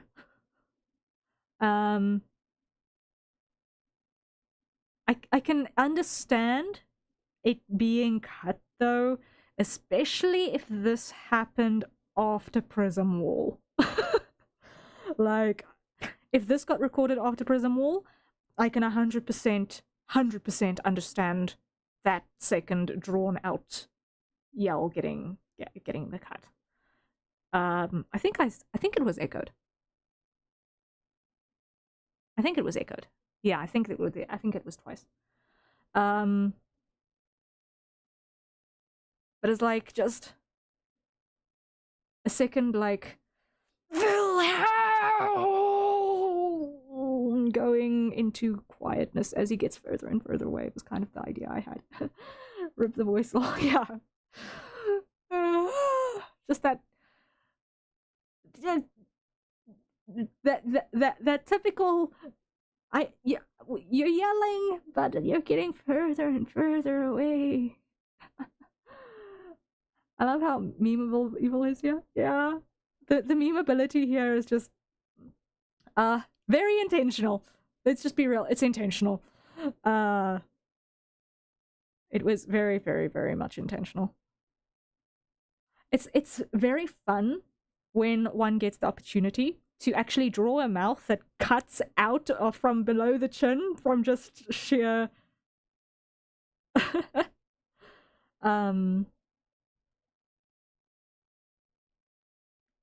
expressiveness. And I think that's one of the absolute joys of the medium, is that it allows for things like that. Like, who needs realism? Expression is so much more fun. Pardon? Who put a frog in there? Evil trying to be cool and collected and having the gap of flustered Angius peak. Yeah.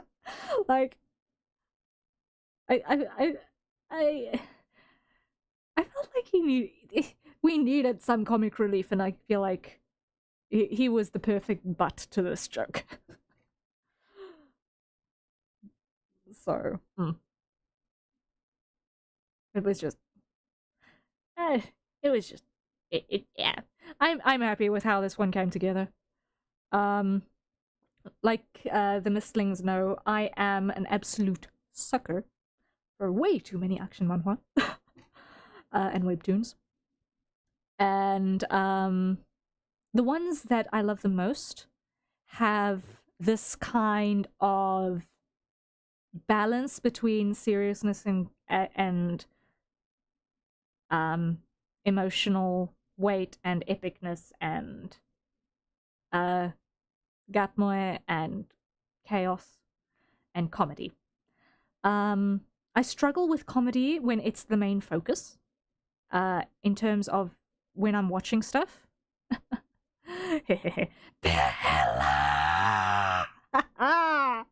Yes, yes. If you know, you know. Oh man, that one is one of those that takes that definitely gets that right. Yeah, you probably weren't expecting that one, huh? Sorry.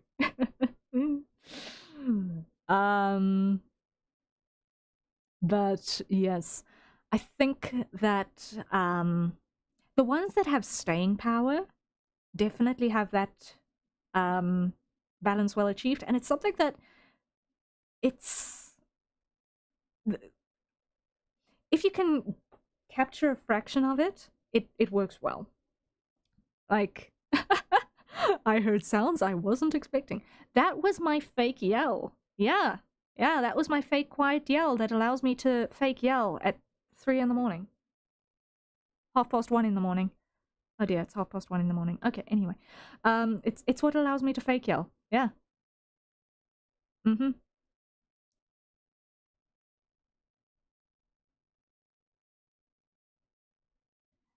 All of the vibration with none of the volume.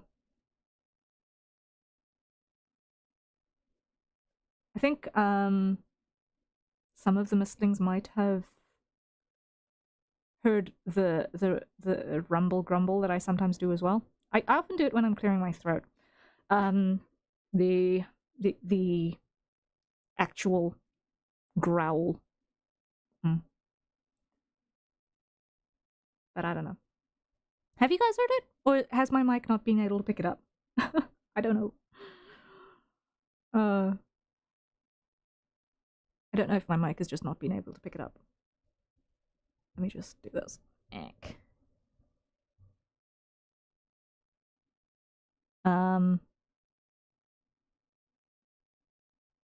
Yeah, I've heard it. Okay, yeah.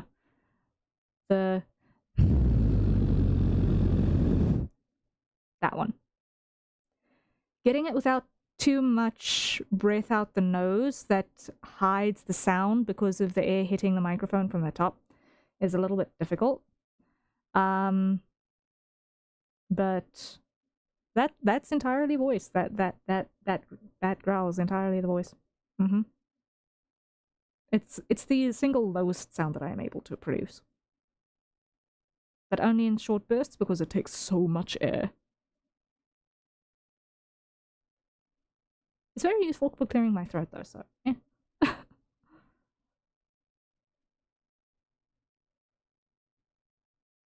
But yeah. Ew, that sound, yeah, yeah. Like there are very, very limited use cases for it. But it is the foundation of the fake yell.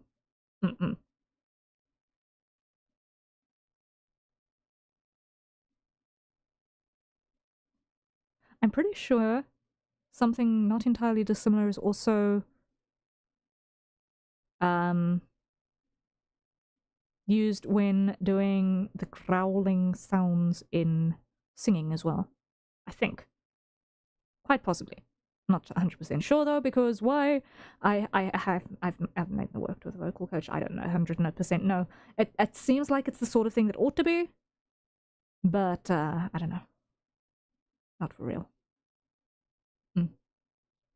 One day I'd like to work with a vocal coach. One day I'd like to actually be able to, you know, record a cover and, you know, do something a little bit musical, because I really enjoy that as well. I'm just can't write music to save my life. There's a difference between being a performer and being a songwriter, and knowing what legalese you need to know to be able to navigate the world of content creation without writing stuff yourself. But that's other problems. But yeah, so that was the audio. And it was all just really, really well done. Take me lightly, you arrogant fledgling. Are you listening? Hey, Wilhelm!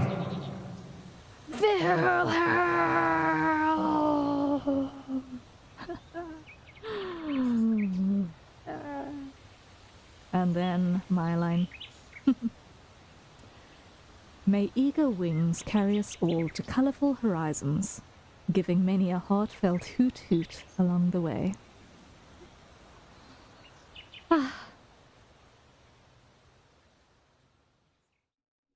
Indeed. And there we have it. And there we have it. And the thing is still broken. So, let us head over here. Shoo-wee. That was a marathon. That was a marathon. How are you guys feeling? Did you have fun? Big thank yous for all of the plumies who joined in for this. It was really, really, really, really nice having you join us. And let me just stand over there. That's the right spot to stand. It was cool. Thank you, Josh. Thank you. I'm glad you could join us.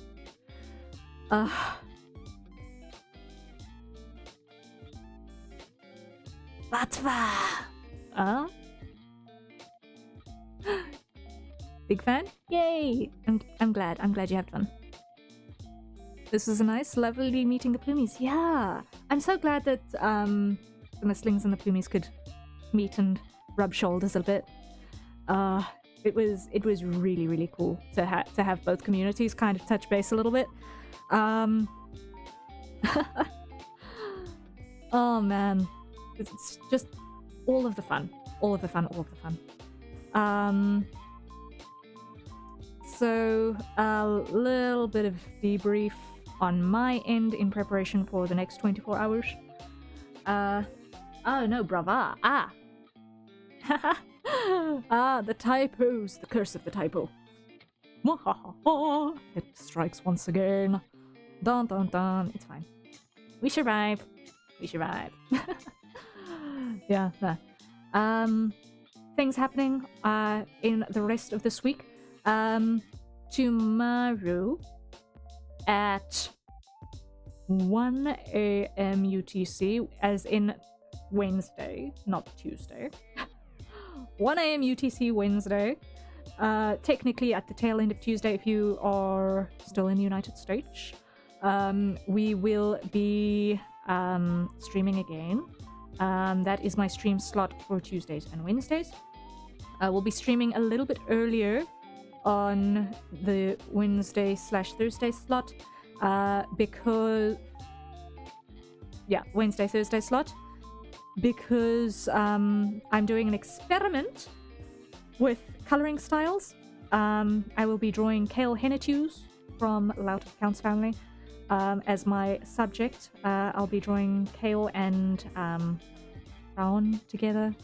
I'm prepared the sketch. I need to do the line art for that so that we can just focus on the coloring, because that's what I want to do, is I want to get better at coloring and find a methodology that works for me, because I feel like I still need to solidify a coloring method for my work and illustrations. It was fun being fans and hyped together. Yeah, it was really fun doing that, honestly. And then the other two streams this week, I'm working on Sishian's VTuber model. Yeah, I'm doing that. So, There's still a lot of work to do on Sushian's model. I need to have that done by the end of April. That is my goal. I really don't want to have to ask for an extension, but we shall see how much chaos happens between now and then. I am planning my own chaos of some description on top of Project Misthaven work in between all of this madness.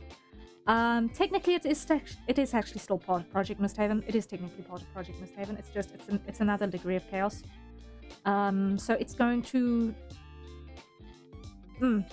it's going to take some work.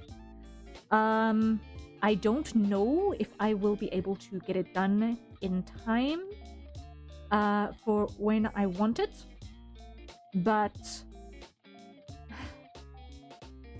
it's a thing that I'm working towards. Let's just phrase it that way.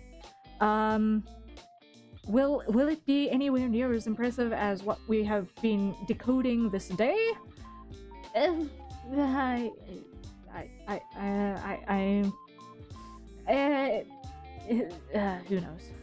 I don't know if I'll be able to do that much amazingness with sound and editing. I have not edited animatics much, so I have no idea what I'm doing. I'm learning on the fly too. That's all you're getting out of that. But that I need to learn some things. So yes, we're mostly going to be focusing on getting Sushian done this month. You have little faith, have some confidence. I can either have confidence or I can have sleep. One of the two. I kind of like sleep. Really great, you got this. Thank you. Thank you. I don't know why I tried to slow on my screen. But anyway. But no. I am working towards it. I don't want to say that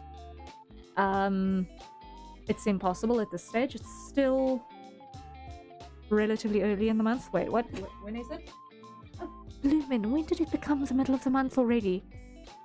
How is it already the 14th? Oh man. May is coming way too fast for me. Sleep confidently. Okay. Yeah, that's ish.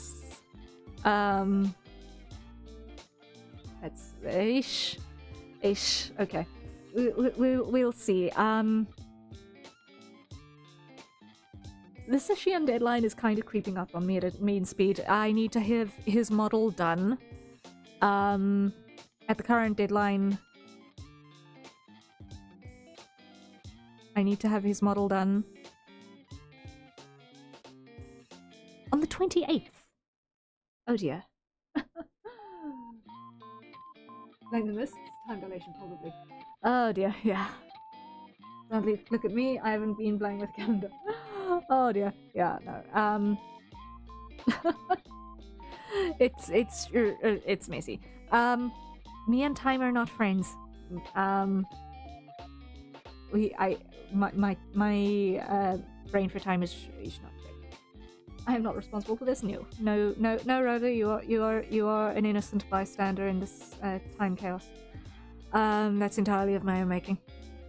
So yeah, I'm gonna be full speed ahead working on the deadline for Sushian, and I've also got to finish the last little bit of the work on Sophia Min's comic page as well, because that's potentially a project. It all depends on how this pans out. I don't think I'm the only artist she has approached in terms of continuing season 1 of her story, but we'll see how that pans out. And then of course there is work to be done for Zany and Krazik as well as Braid. So the entire point of doing the Kale Hennetu's illustration on the Wednesday, Thursday slot, I needed to think there because my brain was hooking out, was to figure out the proper coloring style to use for the commission for Braid. because I was not feeling confident that I was going to work. So I felt the desperate need to do a study to get a coloring method that I felt was repeatable. Because I'm at the point where I want to do more illustrations as commission work rather than things like reference sheets and character designs, which are very flat. Like, reference sheets are very, very flat in color. They're important technical work to have, but I feel like I am actually having a little bit of creative regression from not actively spending time practicing things that need me to actually render stuff, because of just how little of it I have been doing lately with all of the character design work and madness that's been going on. So that is something that I'm hoping to be able to work towards. The comic art is a big thing. Wink, I've actually added an animatic art thing to my VGen as well now. If you're interested, you can check it out. I do comics. I do animatic art. Apparently, I don't do the editing, but I can draw the pictures in the layers that you need for it to happen. If you want to edit something, hi. And yeah, a bunch of other stuff as well. But I'd like to focus more on the illustrations. Currently, the illustrations and the comic art are on special until I think the 20-somethingth of April. So while you still can, check that out. And then also, while we are on the hot topic of all of the voice work as well, surprise, surprise, I had a voice pack that I released as well for Valentine's Day. Technically, it's a Valentine's voice pack, but it's not. But it's kind of evergreen as well. So if that is something that you might want to pick up, I would greatly appreciate it. And that is available through my fourth wall, which I spontaneously don't know if the link is in the video description, but I do know it is on my link tree and also on my channel links as well. So yes, doing all of the stuff. Yeah, I'm doing all of the marketing at the end when people are leaving. It's fine, it's fine. But yes, so we'll be working on Sishian over the next while, for the foreseeable future. We're gonna try and get as far down the line with him as possible. And yes, we shall see how things go. We shall see how things go. Anything else that I have to report? Anything else that I have to report?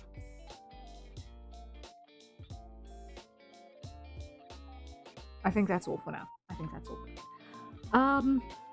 Yes, so we are going to be a little bit on focus mode for the next couple of weeks, but even amongst the focus mode, we're going to still try and have some fun. So yes, we're going to have a couple of commission grinding streams, but it's going to be all right. I kind of may have distracted myself a little bit too much in the earlier part of this month with the doodle release, but I feel like it was an important thing to also try and establish something a little bit more stable as well. I would like to eventually get to the point where I can have a little bit more of a stable idea of, okay, what can you expect to happen when? I don't know if there's the loud dog. There's the loud dog. There she goes. You were dreaming, girl. There was nothing out there. Why does she always do that at 1 in the morning? Anyway. Bork. Yeah. Her voice is weapons grade. Man, it's loud. Anyway. So yeah. That's plans that we're hoping to get towards eventually, but, yeah. Misthaven, I've done a lot of writing. I'm gonna sleep. It was nice meeting y'all. See you later, Rhea. Alright, Rover, thank you for being here. Really, really appreciate it. I appreciate you staying awake for like a literal whole hour longer than I was expecting, so... Wow. Thank you. Rest well. You deserve. And yeah. Misthaven has been going well. I've been doing a lot of writing on it. I am almost done writing Lark's POV. So, first of line, almost done in terms of first draft madness. So, when I've got that done, the rest should chain into place a little bit more smoothly as well. I've got literally only the major conflict with the villain and the ending bits left to do. So, and I'm gonna leave with a hydration reminder here. Alright, Rover, thank you so much. That is going to be the end of my bottle of water. Gasp. Thank you. So everyone, courtesy of Rover, acquire your nearest safe for consumption, but let's take a sip.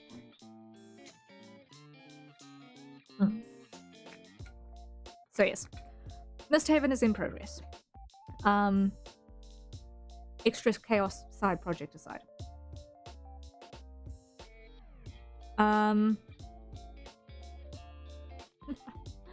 Yeah.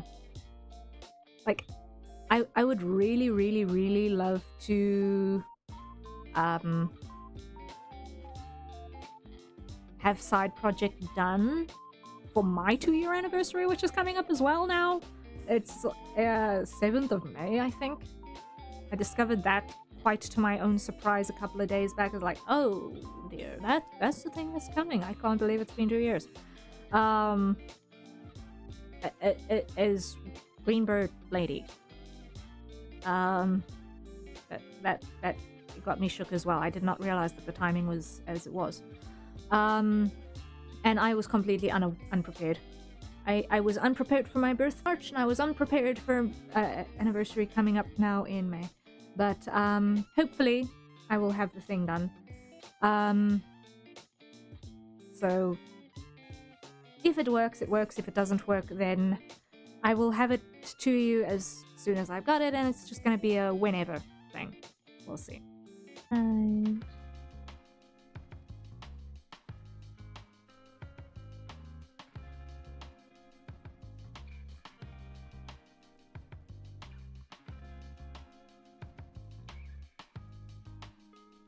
Thank you all for